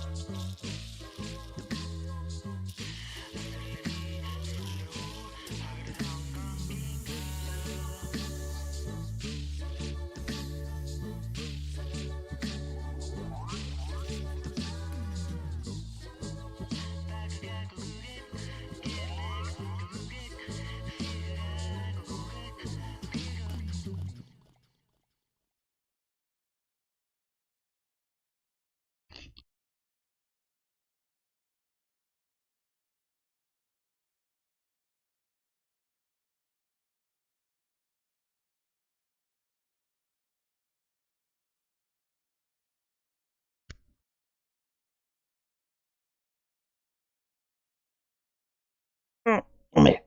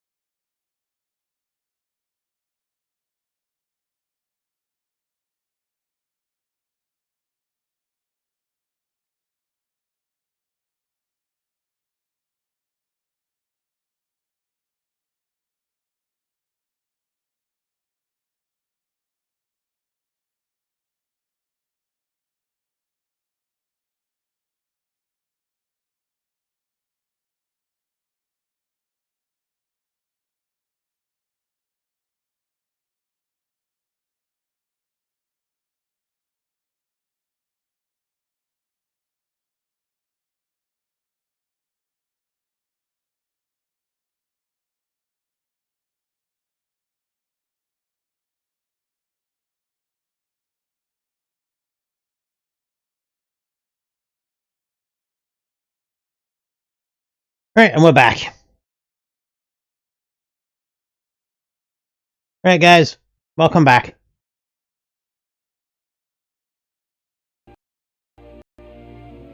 Right, let's go. Welcome back to Dragon Quest VII Reimagined. Right,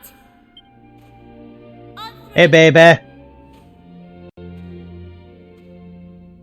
We can't move it. Hey, heavy monkey. It's no good. What are we going to do? Hold on.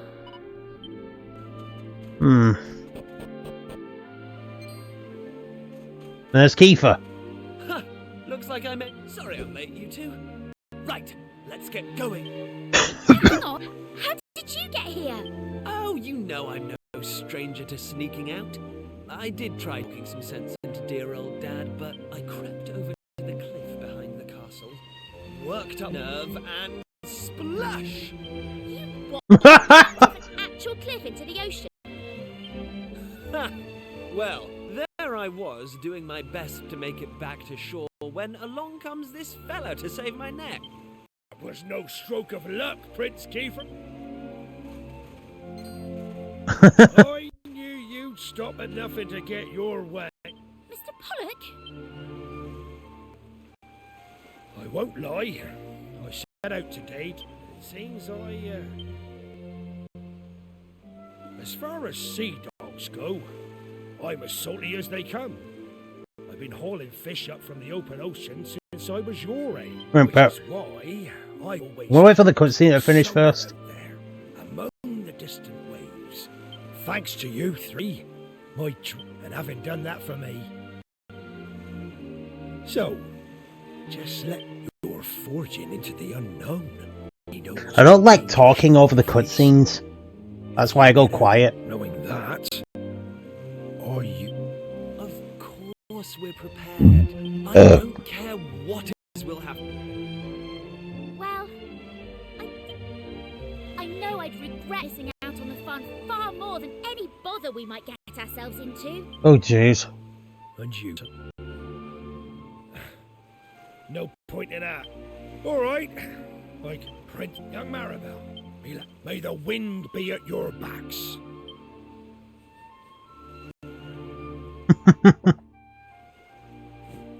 Yay! But no, Final Fantasy X, to go back, there was so much stuff hidden in Final Fantasy X that if it weren't for the walkthrough guide, I'd have missed it. Like, there were Aeons you could recruit by sheer chance. Like, for example, there's an Aeon that's controlled by another character called Maester Seymour. And it's this weird, like, shackled thing called Anima. You have the ability to add that to your team. And also you could even add, arguably, the most RNG strength-inducing Aeon in what's called your Jimbo. But unless you knew where to look, you'd have zero idea where to find them. It was kind of insane. And 10-2, gone was the turn-based combat and a more action-timed battle system. And not only that, but your three girls, just three, could actually change jobs in the middle of combat. What the bloomin' heck? A Cyclown and little toadies.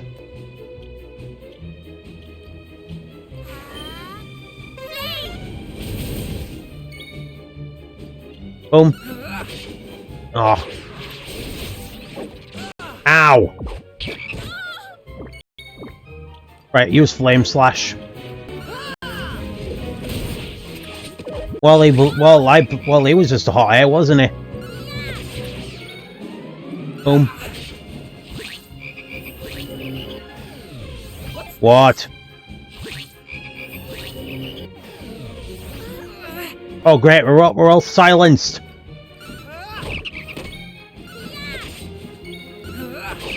There you go, they're all dead. They didn't stand a chance.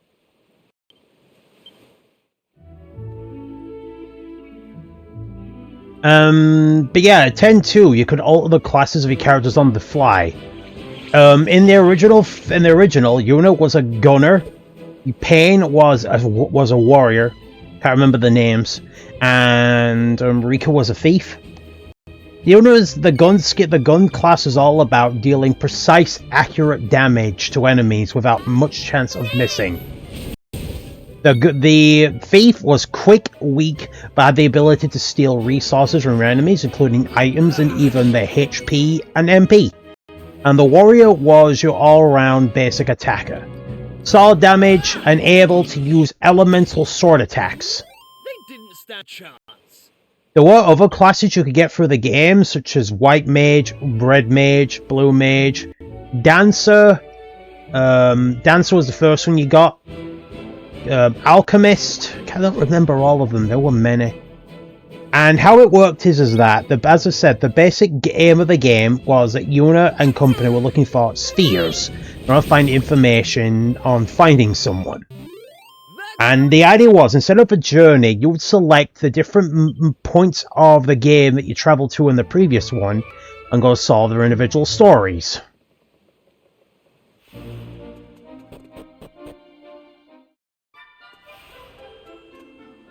Here we are. Search for... oh, it's there.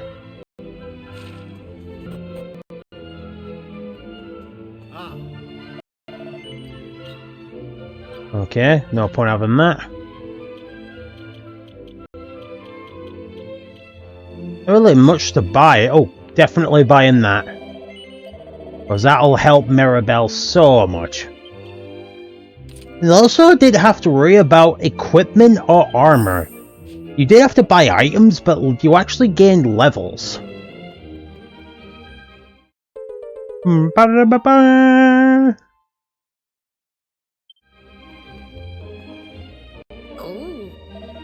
And Pamela, wait, you're looking at me like something strange about it. I suppose it's strange, it's not really my name. It's a name we give to folk in a family who've got the gift, you know, them as you can see the future. Usually one disaster and out. That's until my ancestor put a stop to it all. Was acting on 5 spirits orders, see? It also made right good medicine, that first Pamela. That's something I don't have a clue about. Any road you've come over your thoughts until, let me have a look. Hang on, I can't see you. This is something though, something that's coming from you, some kind of strange power. Like has not, that's not getting away, unfortunately. Right, that's your lot. Okay.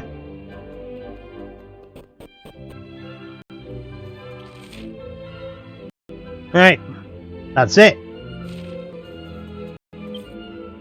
Back, we're gonna zoom, zoom, zoom until the area we zoom, zoom, zoom. To the Shrine of Mysteries. The game definitely had a much different tone. It was much lighter, a lot less serious. And it didn't really have an antagonist as such. Okay, go on. Onwards to new worlds! That's where we end up this time.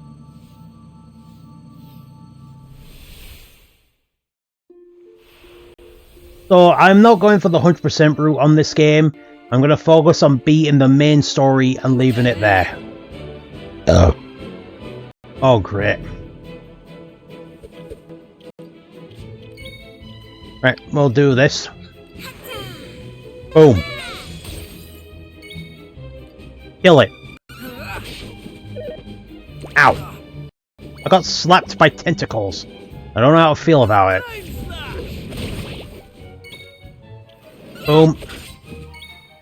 Boom. Oh, stupid slime. You're meant to die. Yay! All in a day's work. I haven't really been able to do much about the vocational stuff yet. But here's the new town. Huh? Oh. Why is there a dog? Isn't there? Well, yeah, it's all animals. There's no people.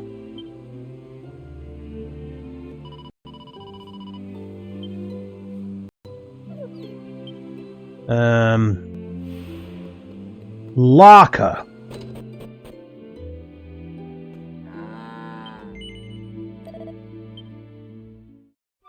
Did I just help to get put to sleep by a cow?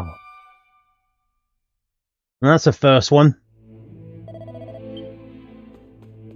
So this entire town's just been changed to animals?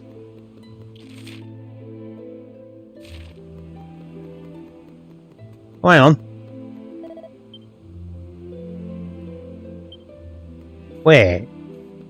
They've all been able to speak? His collar is very tight and looks painful.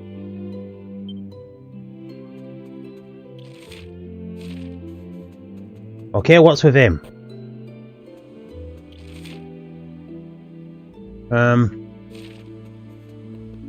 I'll look around, I guess.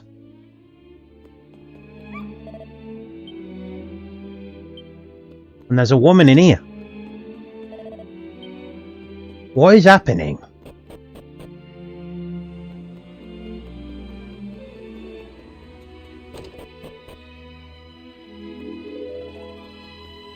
Did all the...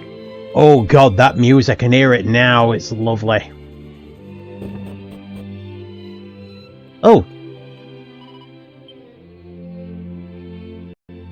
Wait. What is... Oh god.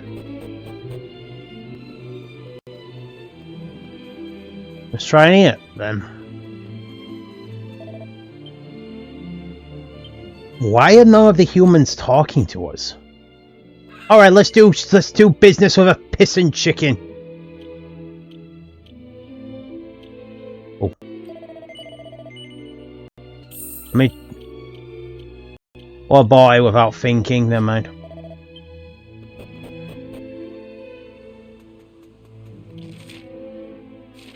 Okay. Hold on. Now people see able to talk and animals are acting all weird. I don't know if I'm trying to get my head or I feel like my brain's about to explode. I'm tired of trying to work a place to get a finger started in around here. We can rest up in there and start fresh tomorrow. But there's only animals and they're acting weird. And there's people here, but they seem incapable of talking. Why not?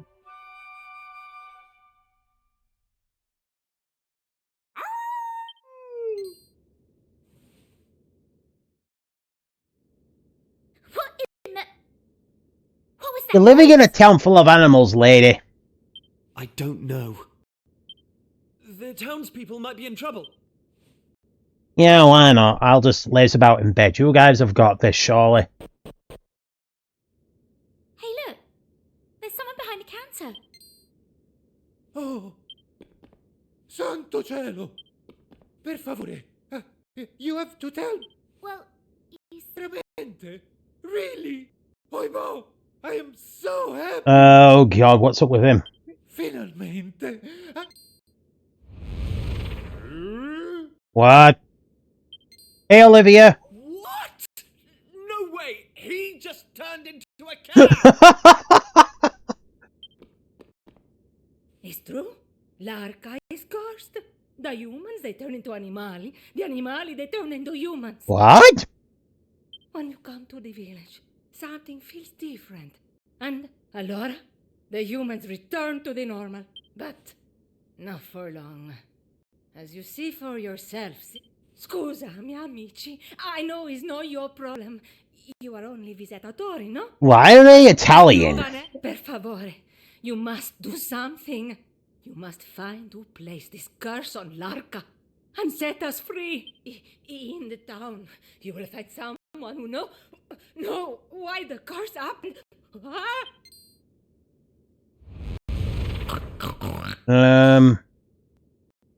A curse that turns humans into animals and animals into What? humans. We can't very well just leave these poor people like this, though, can we? We need to find out what's behind this curse. Alright, let's go. Different. But there's a curse that is changing the changes. That's why the humans don't talk to you. No, por favor, no more carrots. No real fruity, only carrots from the morning to night. It's too much.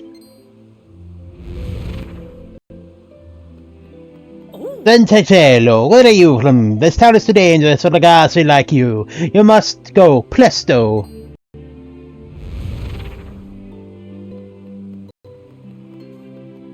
Hey, Let's get straight to it. What in the world's going on? We want to help you. We need to know what's happening. Oh, Laura, it's a long story. It begins at the beginning, see, with the legend of the White Wolves.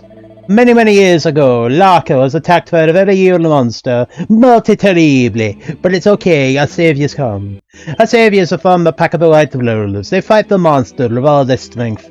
Very brutal battle, molto brutale. They fight for 3 days and 3 nights, but in the end they seal the monsters away in the Grotta del Sigillo, and the town it is saved. Amy only will survive. The she-wolf was pregnant with Piccolo Bambino, a little roof cub.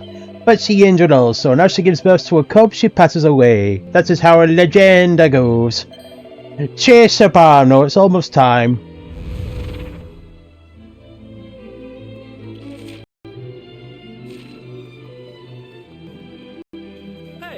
What's time? Let's cut to the chase. What do you know what's happening here? Oh, I think it's something to do with the wolves you see in the centre. You see them myself the other day. 2 wolves right here in the town. One was a Piccolo Cacciolo, a cub. The cub he had injured, so the older wolves should bring him to Larka to ask for help. Naturalmente, the wolves saved the town, so we of course agree, but that is when things start to go strange. Forget, I can tell you no anymore. Okay. Before me, I see the monster in my own eyes. Call me Adochi. It's a sunny day in the afternoon. A huge flash went in the sky to the west, and an horrible monster appeared. The monster says something like a spell, see? Then I lose the consciousness, and I return all the humans and animali are swapped around. The monster, they come from Lake Montagna Sacra, the sacred mountains of the west. They're overlapping there, I think. Molto horrible. Allora, it's nearly time. Maybe you'll know, but there's a wolf cub in the barn. He wear a collar, but I want you to take it off. Use the key to open, capiche? Wait, that's a wolf that's turned into a boy? Okay. Right. This boy is the main party member. You probably can't see him, but he's actually at the top right on the sail of the image. But he's going to be a main character in our party.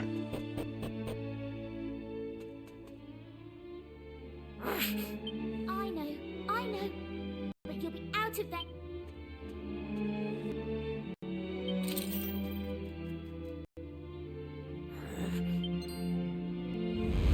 And he's back to a boy. Looks like poor Wolf Boy here's been cursed as well. Don't be scared.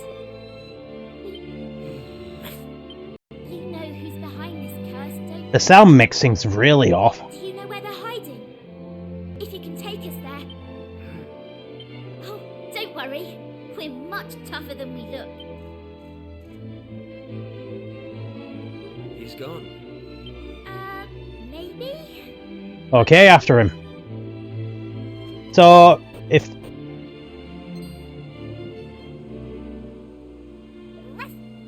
So is this an actual wolf that's turned into a boy?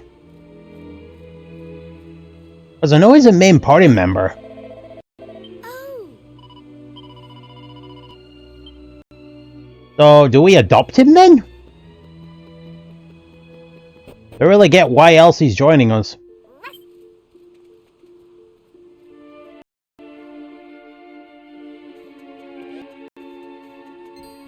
These monsters are a little pathetic.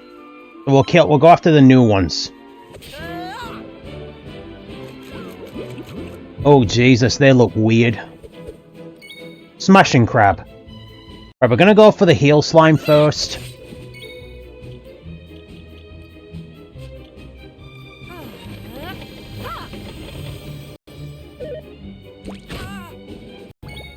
Kill the heel slime.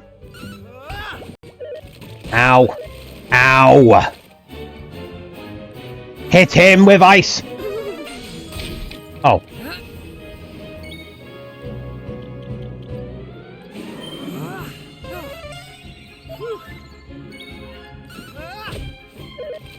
Jesus, they hit surprisingly hard. Like a thing on no ice.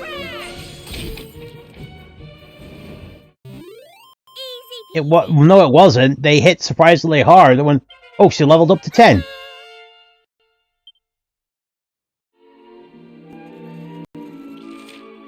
Yeah, kill the crab. Oh, quite a few of them. Right, we'll turn them into boil crabs. Attack that one. Attack that one. Ow. Boom. All in a day's work. Ooh. Ooh, can I equip that? Gimme. Oh no, sorry, I've already got it. Hey, This way.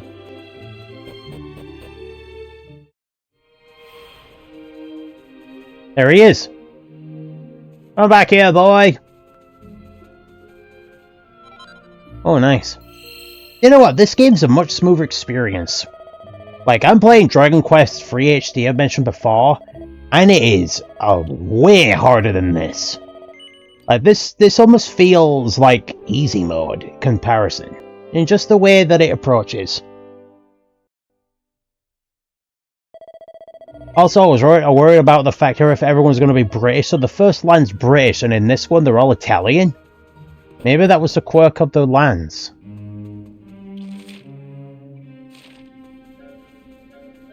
Another crab. Take that crab. Oh, Jesus. That's different. Right, we'll put the crab on ice.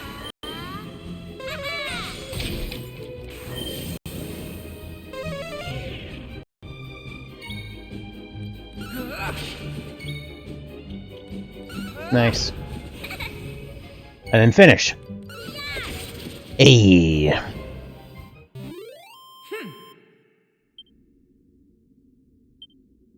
Getting some good monies.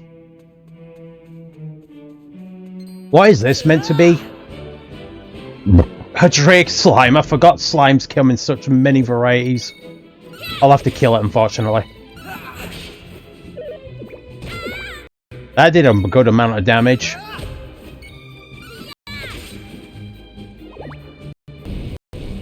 Bloody hell, the thing can use flamethrower.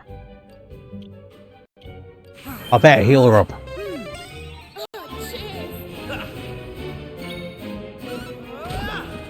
Nice, we killed the slime.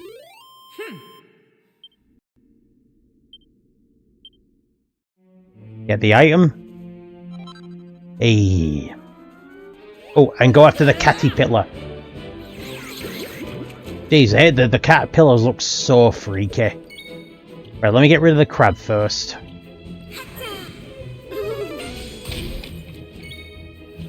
And then we'll go after the slime. Ow. Ow. I will say this, I do like how Square Enix is giving Dragon Quest a nice, good resurgence of quality. Like, we've had it since, I'd argue, Dragon Quest XI. They've really come to appreciate this series. I suppose with Kingdom Hearts on the back burner, they need something to do. Oh, poop.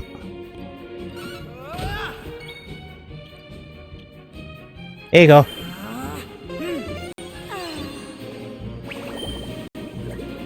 Oh, you sod.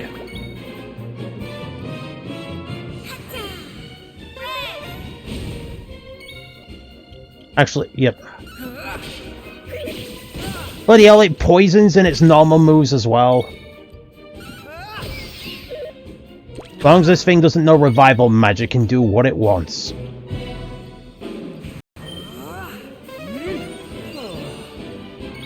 Yep.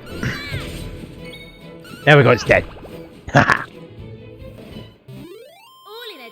So, going back to 10-2. So, that was one of the first sequels I played before Kingdom Hearts 2, that is. And that one was a weird one, too. In terms of the one thing you have to understand with 10-2 was that was during the time when Square Enix was still experimenting with what they could do. Oh, hang on. Ba-da-ba-bum. I like the fact these fragments are just left all over the place in some random places. Hammer hoods. And I really do like the fur effects. If there's one thing I don't like 10.2 for, is that it didn't fix one thing that the original game did so badly. Hiding the secrets. Like, there are so many secrets and powers that are hidden in 10.2. Unless you have a guide or come across them by sheer chance, you will miss them entirely. There are like entire job classes and abilities that are hidden away in some of the most stupid ass locations. Like, it's not even funny. Kill the snake.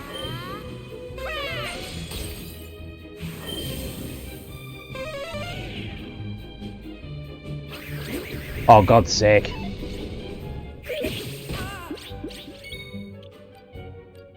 Oh, Helm Splitter.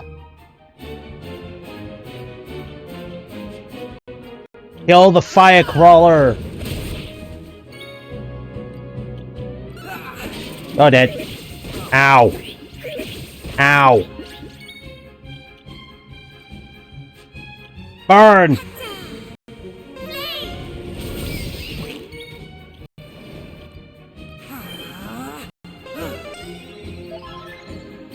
And jump.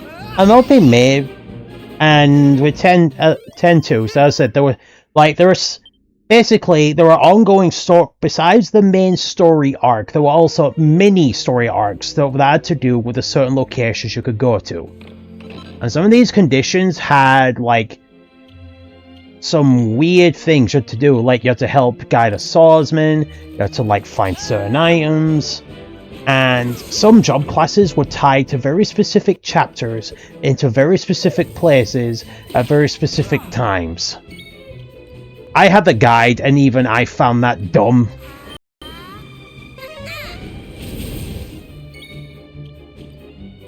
Nice.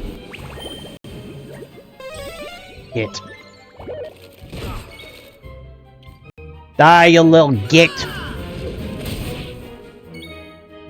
And put the crab on ice, because crabs always like ice for some reason.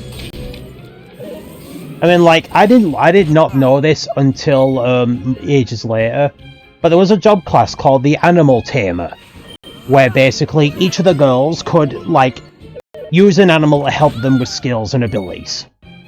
The only way to get this class was to rest one time in the ship's in the ship that you moved around in. Once per chapter. Now, on paper, that sounds easy, but one thing is that you would heal whenever your characters came back to the main ship. So the reason to rest and heal was kind of pointless. And yeah, there were even certain job classes that were hidden in on bloody pissin' story missions. The ultimate job class for Riku, where she was like riding this like four-legged lion mech, was on an offshoot part of a level you can only access once at the end of chapter 2. Heck, to even access the game's true ending had some of the most lamest conditions I've ever seen.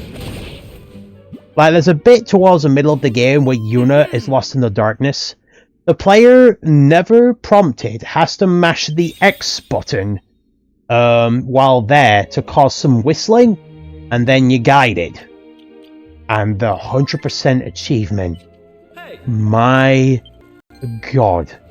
The platinum achievement is one of the most hardest and pointless things I have ever seen in gaming. Basically, the game had a completion requirement. Every action and story beat you did filled it in by a couple percent. Every person you talked to, every side quest you did, everything pushed this percentage number to full.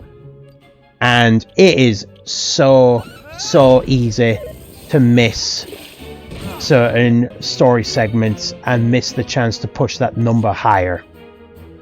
And even with a guide, the chances of missing it is insane. You didn't really have post-game content as such. Like, there were super bosses, but the game, but compared to Final Fantasy X, 10.2, was easy. Like, very easy by comparison. If with the right investment, and if you just grinded up your character's classes to a certain degree, they were mauling through these enemies without any issue. I don't know, it was how it was. The game was harmless, it was just strange. And then from there, I played RPGs galore.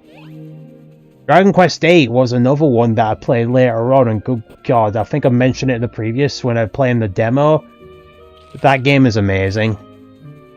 Like, I would give anything to have it playable on a modern system. Oh Jesus, there's a lot.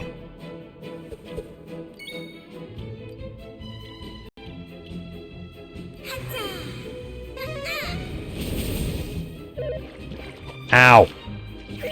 Ow. I'm getting a bit fed up of being poisoned, though.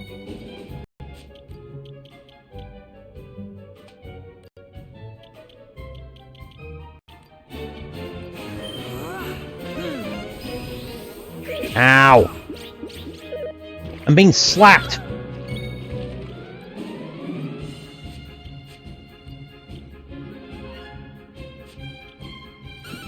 Have that.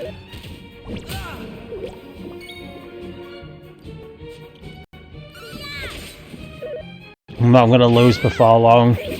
They're ganging up on me now. Kill it!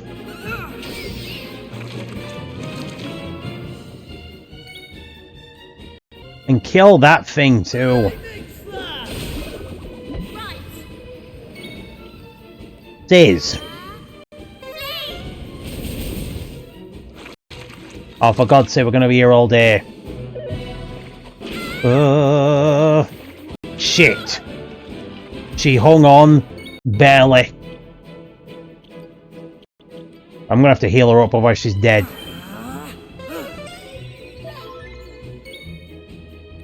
Kill the hand. They're ganging up on her again.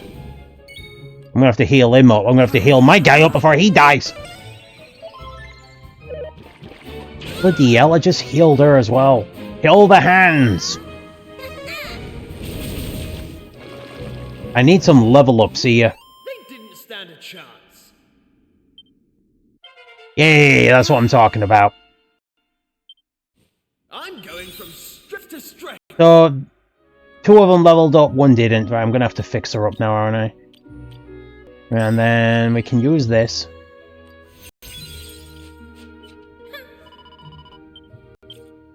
I do like the fact I have to at least heal my conditions. Boom.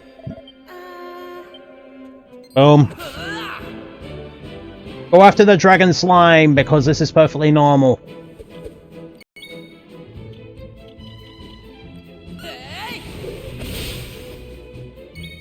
Right, can I think I can kill it with ice. No. Alright, I'll just hammer it. There we go, it's hammered.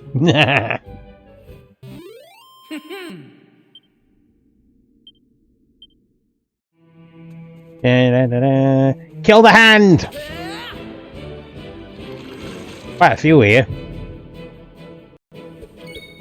Right, well, you... Right. We'll hit him with fire. And kill that one. I do like the fact they attack you in unison. So if they all go consecutively, it's just a nice quicker way of moving the battle along, rather than watching the bloody game show each hand slapping me to death. They didn't stand a chance. Right, get the chest. Oh, a Yggdrasil. A thing that restores like 50 MP or something. Jesus, there's quite a lot here. I'm gonna kill the frog. I absolutely adore the animations here. Like, just the way that they're animated and just bounce about. Jesus, they don't like Marabell, do they? I'm spending more time healing her than anything else here. Oh, cheers. Right. Right, we'll go Sizz on the little toadies. And we'll go light. Oh, can't use that. So we'll kill. I want to kill the frog crawler because it can. The frogs are hurting, but they don't cause poison. Is Marabell just like hated by everyone in this game? Because I'm spending more, like I said, I'm spending more time healing Marabell than the guys. There we go, he's dead. Right, defend. Good thing I had to defend that time. Kill that one. Kill that one.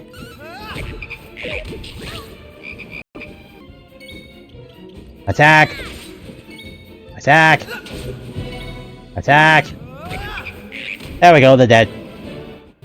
One of them will learn more about the job system in this game, because I'm perfectly aware the guys can change their jobs. Again, I keep finding these single files everywhere. Let me head outside here. There might be some goodies. Right, before I go that way, I want to check something first. I want to check what's behind the Drake. Right, just do that. Let me check what's up here first. Kill! Hey! Die! A weird variety here. Right, let's use bang!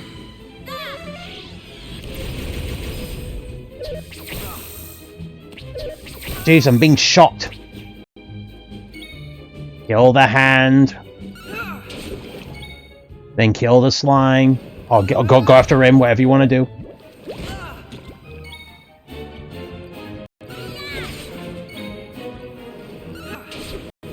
Hey, I'm getting through him. And he's been... Oh, yeah.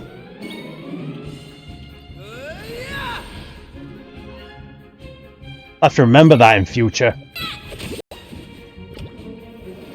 But no, from there, the JRPGs I just grew to love. I mostly targeted strictly the more Japanese ones. Oh, it's a mini medal. But yeah. Although saying that, it did open my eyes to more weirder games. I think, well, not an RPG in the sense. I think another action game I played a bit, but I didn't think I'd enjoy was Ogami.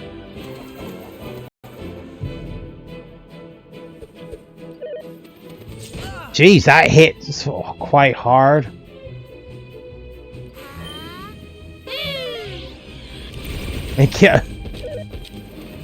Jesus. Are these the upgraded forms? I have to keep fighting as much as I can as I go. Hey. And I got a herb. I got an herb. Boom. There we go. Kill the archer.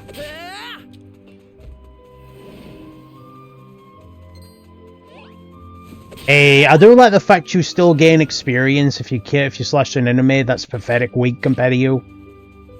It really makes the game move along quicker.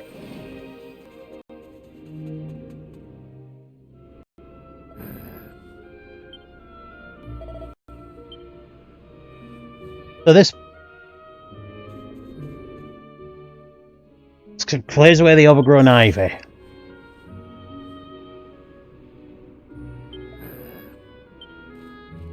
And off he goes.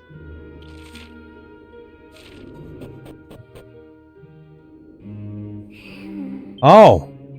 Oh no! Look at that!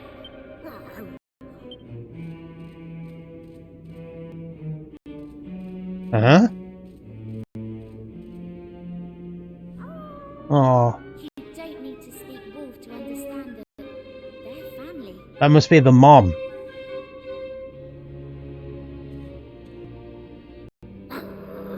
I'm guessing up there then. What's the matter? Because if it is... What's up with Marabell being unusually forward about this? Right. Let's save. I'll save these. These islands are almost like mini adventures. Kind of weird.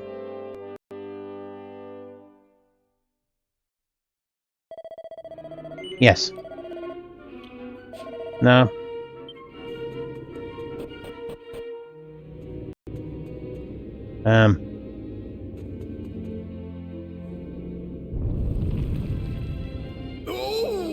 Acrobat? I just love visitors. Sounds like Nappa. Couldn't eat a whole one though. What the blooming heck? Wander up here and see what was going on, did you? I suppose that means What the heck am I looking at? that infuriating little white wolf. He and his little friends thought they'd seal me away in here for good. Well, they didn't. Oh, jeez. And now I'm free. I'm gonna teach them a lesson for shutting me up in this dingy old, boring old hole for all these years. I've already turned that town. It kind of looks like a mix of a wrestler, a demon, and just juggling eyeballs. And now, I'm gonna do the same to them. So come on, spit it out. So it's all you're doing, is it? That poor wolf back there. Ah, just shut up, will ya? If you won't tell me where to find that pesky... And the entire time he's talking and threatening, he's just juggling eyeballs.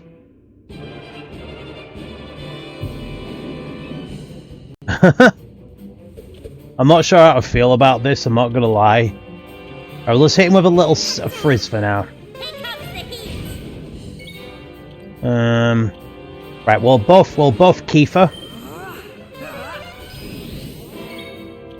We'll hit him with Flame Slash. What the heck? I'm not sure how to feel about that. I'm just gonna buff myself. I'll just keep spamming Frizz.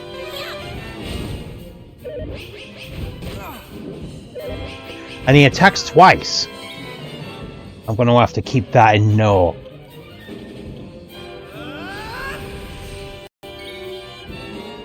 If he is attacking twice, I'm definitely going to have to keep that in note.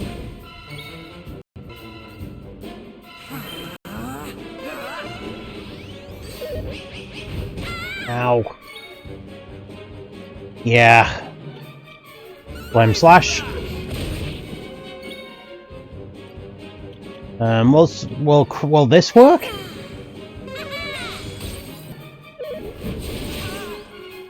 Jeebus. Right, heal up. I owe you one. Right, we'll use Focus Strength again. And just for this round.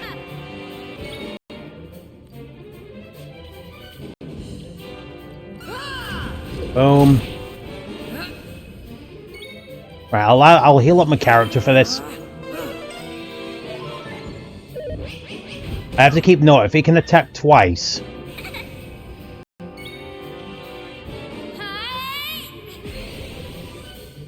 Yeah. And then we'll hit him with Crack. His health is going down. Right, before I go any further, I'm gonna buff her quick.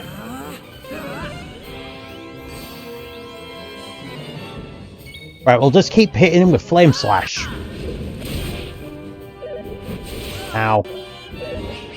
Oh jeez, he got hit twice there. Kick the ice!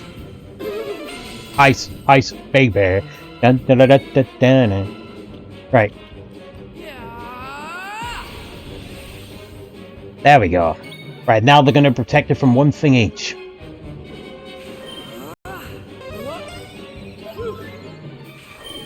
Zam! I have no idea what that would have done. Ow. Oh, I missed. Let's try Helm Splitter. I couldn't lower his defense.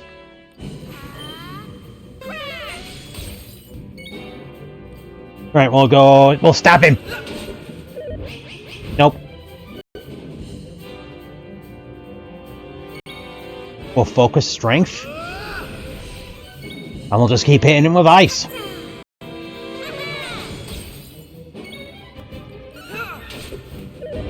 Ow. Right, flame slash. For a boss fight, that was kind of lame.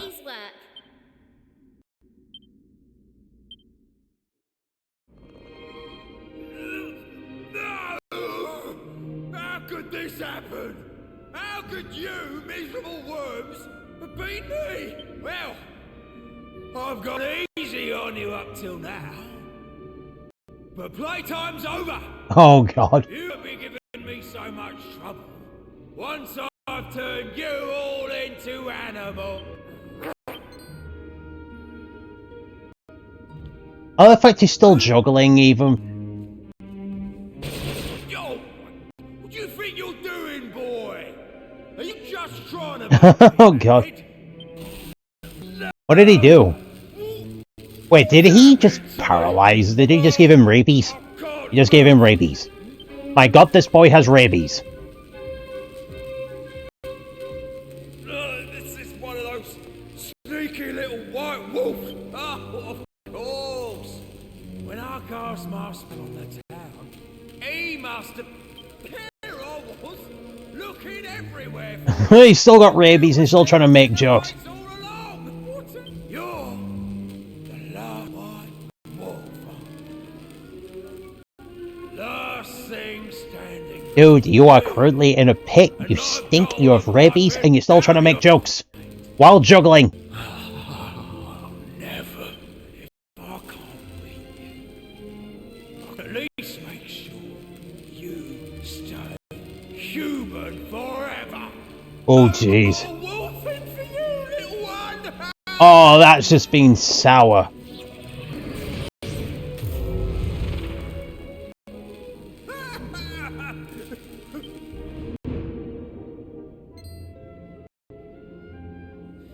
Quickly! Let's shut that lid and seal him away! All set, are we? 1. The good thing this lid can easily be pushed. So, the fourth main character is a permanent wolf boy?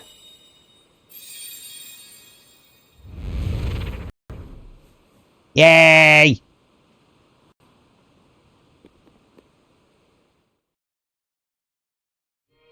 There's another mini story we've done.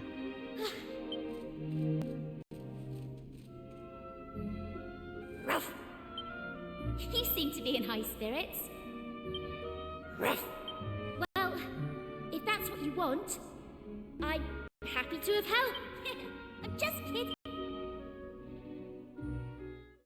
Having defeated the Hecrobats, Sarah and the others return to Larka to see the curse has been lifted.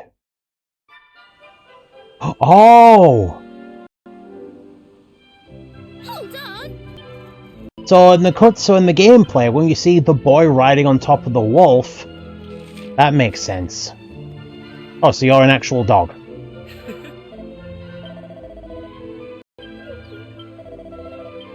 Yay, I pet the dog, yay!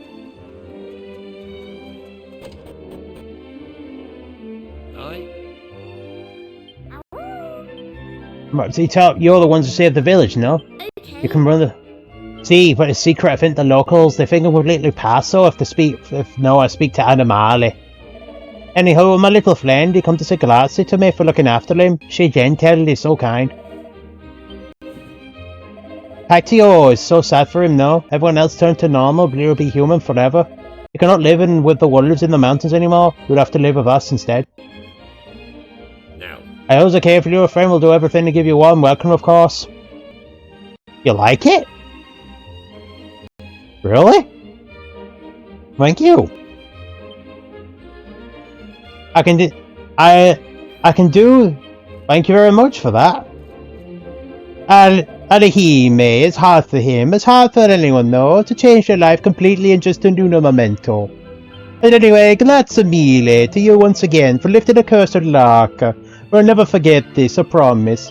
Allora, be careful on your journeys, per favor, and be sure to visit us again soon. It's one of the only accents I can pull off decently enough because I do a Mario impression. Hey, it's me, Mario. Woohoo! And I'm gonna get some spaghetti. I'm gonna put it in the pasta. I'm gonna put the pasta in the spaghetti. Then we're gonna get the tomato sauce and then put it in the sausage. And then get to the pizza. Then we're gonna put sausage on the pizza. Then we're gonna eat the pizza. You know, stuff like that. Because how is it when I just learned to replicate his voice and it just turned to an accent? Whee! Put away! No, thank you very much for that. Wait a minute. Is that...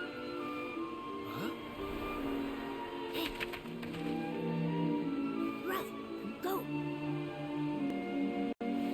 Hold on. I think he wants to come. Well, thank you so much, baby. Ruff, Ruff, go, go, go, go. You know what? Maybe we should let him. These cutscenes, I like them. After all, whoever set that monster free to attack his family is still out there somewhere. He's a feisty one. So yeah, I'm all for it. What do you two think? I think it's a great idea. But what should we call him? Wolfie. It's a bit obvious. Loopy. It's a bit strange. Hey, I know. What about Howler? Ruff. Ruff. Oh, I see. Ruff's your name. Ruff. Hey! Looks like we've got ourselves a new... His name is Ruff. So I'm gonna ignore. Welcome aboard, Ruff. Finally, someone I can rely on. Yay! We're just gonna ignore the mom he's on. Yay! That is weird, though. He's our fourth party member.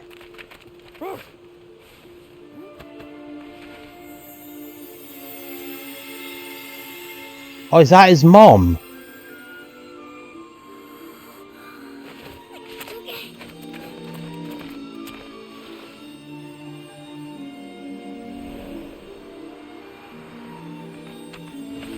Oh. Oh my goodness. That is so cute.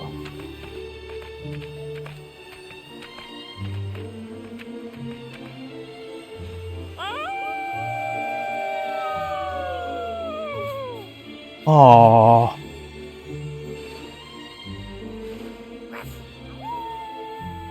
Hey, what? The voice actor for Ruff had an easy job.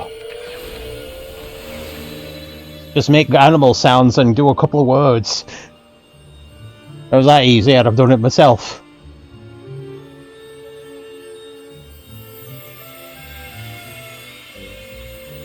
You know what? I do like all these mini stories. They're like little bite-sized story chapters. Hang on. Ooh. Oh, so you can willingly... Oh! Right. And hang on, I can fill this one. There we go, that left to do. And I can fill in that one a bit. No. Yeah! Right. Oh, Jesus! And there's Chaos Neko with the raid. Hello! Thank you so much for the raid. Welcome in, welcome in, welcome in.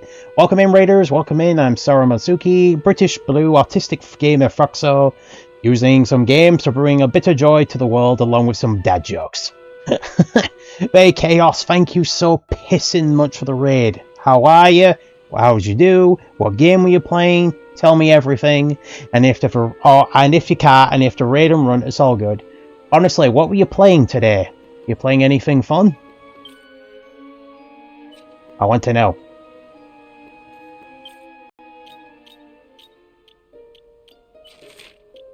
Ooh.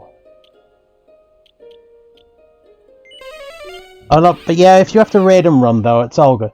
We did well, they killed the... Ooh, Dungeons and Dragons. That's a good one. I wish I could play that, but I like the patience and the time.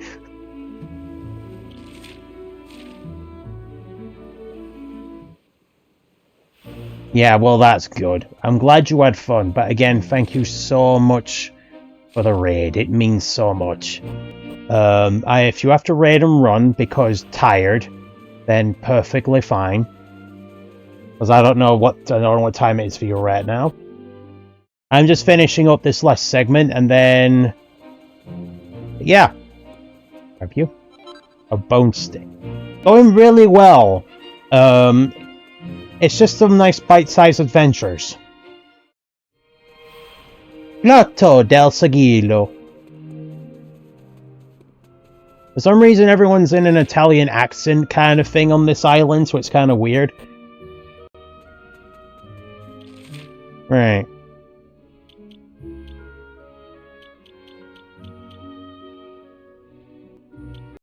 Yeah, right. Boom. Oh, nice. Getting some EXP. Open the chest.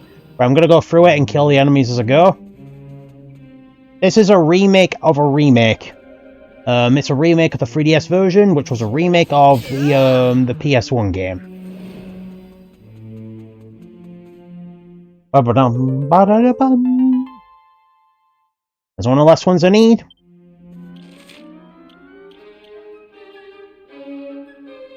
Yeah, I'm gonna have to make my own way up. Kill the crab! Jeez. Right, we'll call it... I'm gonna climb to the top of this tower, and then we'll call it there. What have we got? Chomp, Sikkim, and a Woo.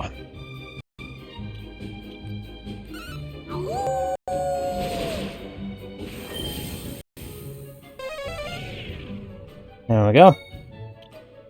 Right, I'm gonna put some ice on this crab. And kill the snake. Jump. Kill it. Nice. Got some more ice. Nice. Right, I'm gonna finish this dungeon, and then we will call it there, guys. I hope you've all been enjoying the game so far. I'm planning on playing this game, if I can help it, at least once a week. And just continue going on. As for what I play after this, I might leave to you guys to help me decide, because I'm torn on two games. They're both from Square Enix, and they're both the traditional Final Fantasies. I don't know whether to go for Dragon Quest 1 and 2 HD, or play Octopath Traveler 0. One thing though I'm perfectly aware of is going to be investment. Dragon Quest 1 and 2... Day's work. What, Dragon Quest 1 and 2 HD? They're both about 15-hour adventures, so combined apparently they're about 40 hours combined, which isn't too long. Octopath Traveler 0, I've heard, is an absolute time sink. Like, if I play that, it would probably be one of the only main games I play for a long ass time.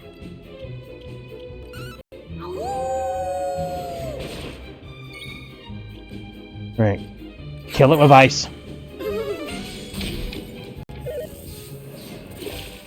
Oh, god damn it.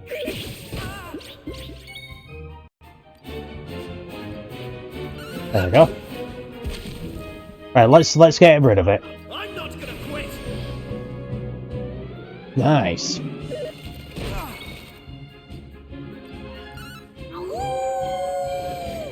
Hey. Ow.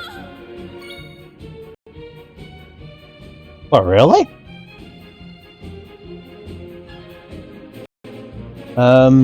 Thank you. I'm gonna at least get to the end of this dungeon.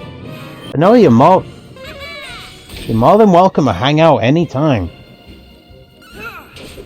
If you're streaming at a time that I'm conscious, because time zones can suck, I'll be more than happy to come join in and hang out there as well. Yeah, I might leave it to you guys to decide my next game. Octopath Traveler 0, or heck, Elliot.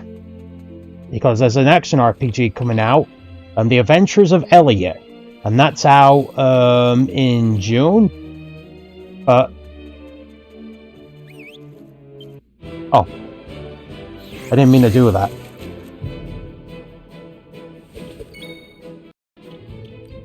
We'll go after that one. Ice the crab.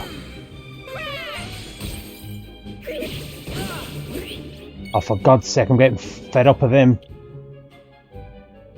Yeah, so I might leave it to you guys as a vote. Ow.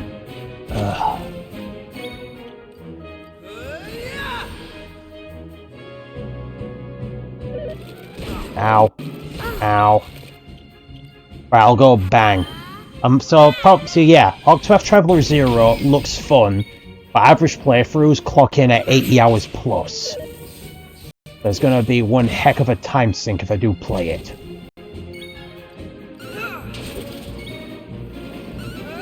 There we go.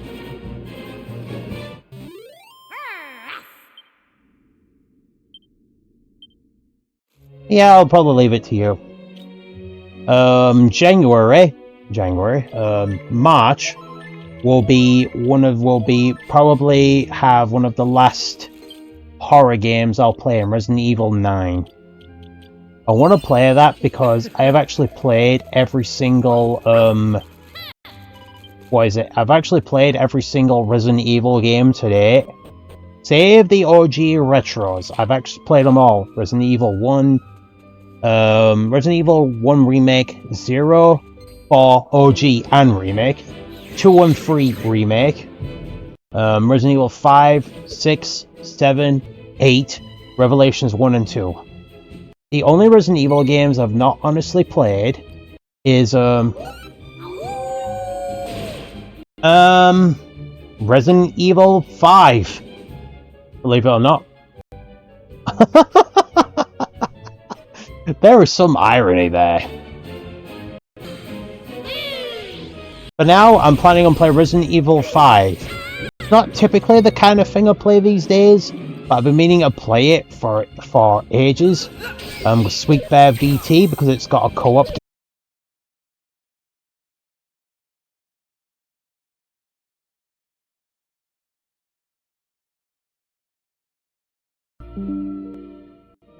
There we go. Apologies.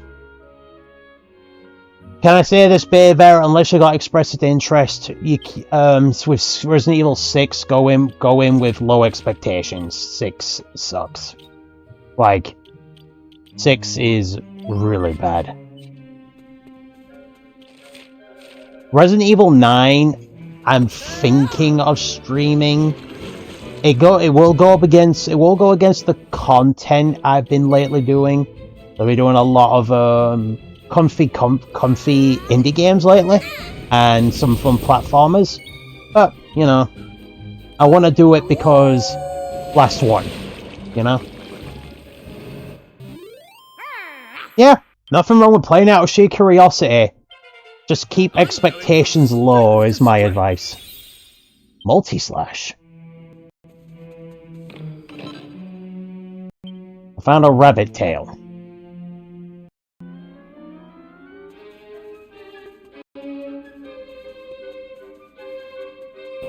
Right, I've tried delaying it because it looks like we're going to be going for some ads in a minute. Hang on, I'm going to try and get to the top. I've only played Remake 1 without to finish Jill and move on to Chris.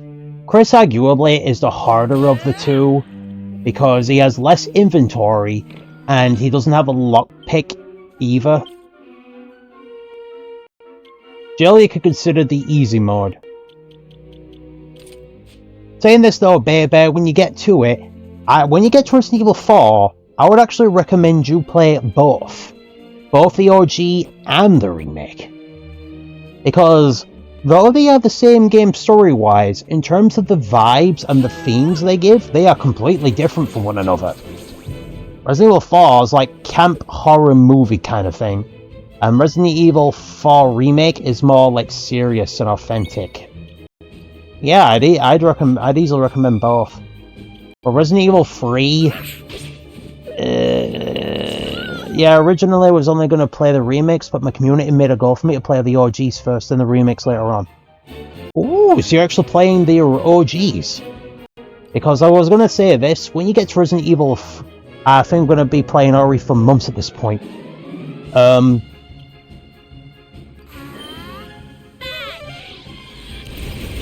The only RE... just trying to... Yeah, you are going to be at it for months, because you've got Resident... currently playable on modern systems, because there are 2 you're not going to be able to play. There are 2 Resident Evil games you're not going to play because they are locked on previous systems. And those are the Resident Evil Outbreak titles. They were available exclusively on PS2 and have not been re-released in any format. Those are going to be the only 2 you can't play. Hey. You're going to be at it for months, because you're going through the OG and the remakes. You've got the Resident Evil 2 OG and Remake, 3 OG and Remake. Resident Evil 3 Remake will be the shortest adventure of the lot, because they trimmed a lot of the original game out of that. So that one you won't have any issue with. Jesus, this level's kind of dumb that you have to go through it twice.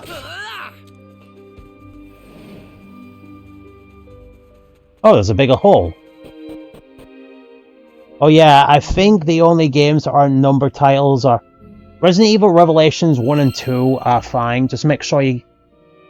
in fact, if you haven't played Revelations 1 and 2, they are pretty solid. Resident Evil Revelations 1, although you'll notice, looks a bit odd. It was designed with the 3DS in mind, so it might be a little lacking. My advice for you would be... Oh, by the way, can I say this before you go any further? After you've beaten 1, play Resident Evil 0.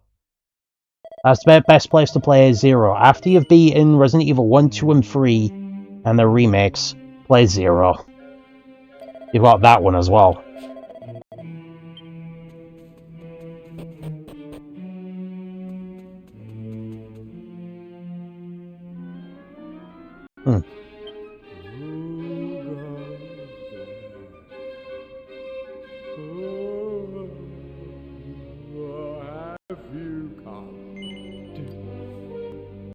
Are you sure you wish to round? Yeah. Yeah, the order is 1 remake, 0, 2, 3. Oh, forgot about Code Veronica. 4, 5, Revelations, Revelations 2, 6, 7, 8, and 9. Then I'm going to play the original. Yeah, why not?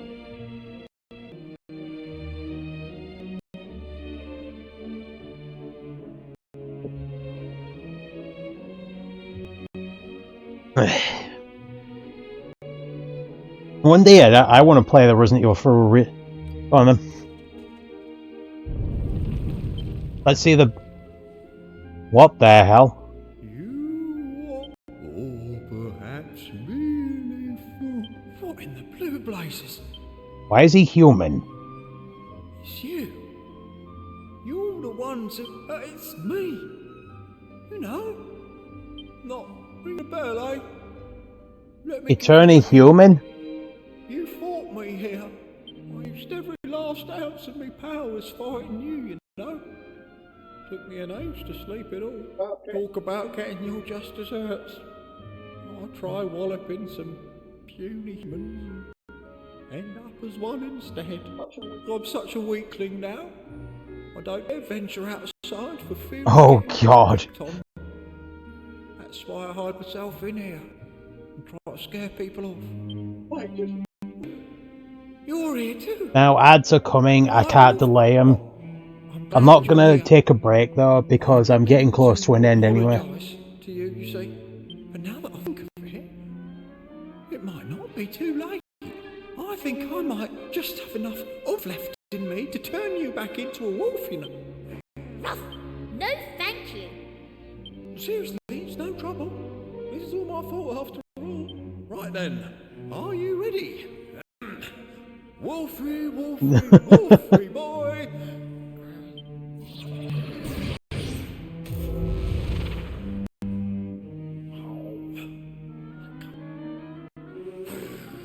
No! Don't do it. Being like this, you idiot. If you don't stop making things worse with your stupid rubbish magic, I'll put you back in that coffin and close it tight. Wait, he's talking, human? I'm talking. Can you hear that? I'm talking! Talking, blah, blah, blah.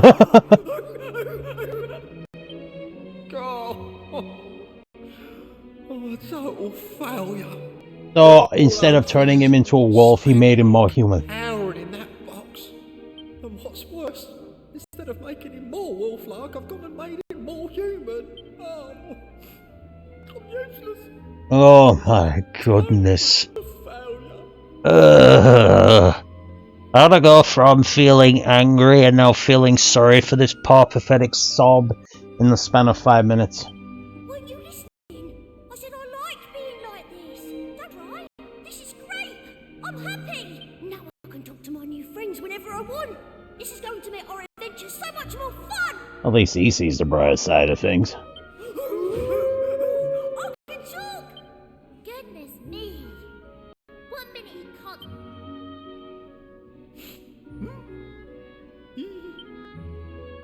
Here, let me give you another little. Hey. Ba-da-ba-ba.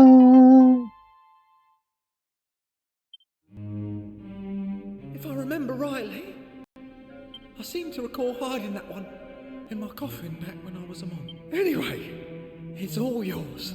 I've no idea what you'd want with a mouldy old... Amici degli animali. Right. Zoom, zoom, zoom. Going off to the zoom, zoom, zoom.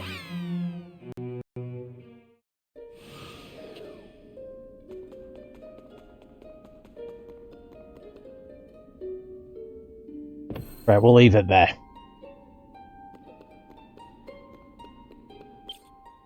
I'm still surprised it worked. I haven't been able to do that job system yet. Right. Oh my goodness, right. Right, that left to do now.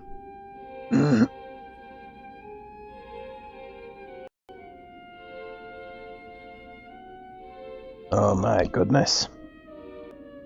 Tired now. If I have been streaming for a while. Right.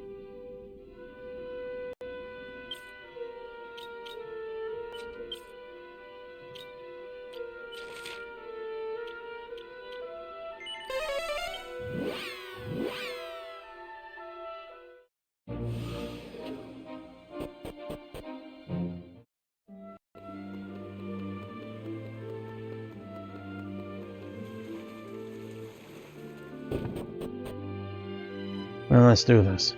Ah.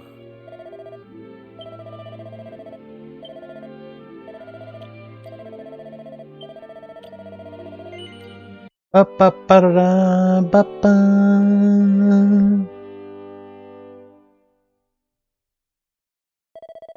And with that, right, the ads are done. What I can say now, since you can all hear me, that'll do for today. Thank you so much for joining in. The next Dragon Quest stream will be Monday, because next Saturday I'm doing a collab with a friend, and then Sunday will be Repo. Thank you very much for joining me most of the way through, baby. It was nice to have you here. Because I always worry sometimes I'm boring to people, especially when things get quiet or it feels like I'm talking to myself. That's why I'm trying to practice doing the whole script thing Well, not a script. I don't like have everything I'm going to put down, but, you know. Let's have a look. Who should we raid today? Let's see.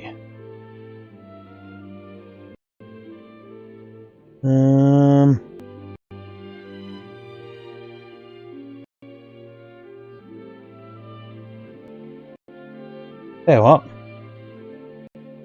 Wait. Okay, what? There you go. Why can't? What? Now let's go raid into... Right, for this one we're gonna go... Who are we gonna raid into? No idea, there's quite a few... Oh! Thank you so much. For my mental worm to say I'm kind of boring compared to other people, that means a lot to hear, I'm not gonna lie. Alright.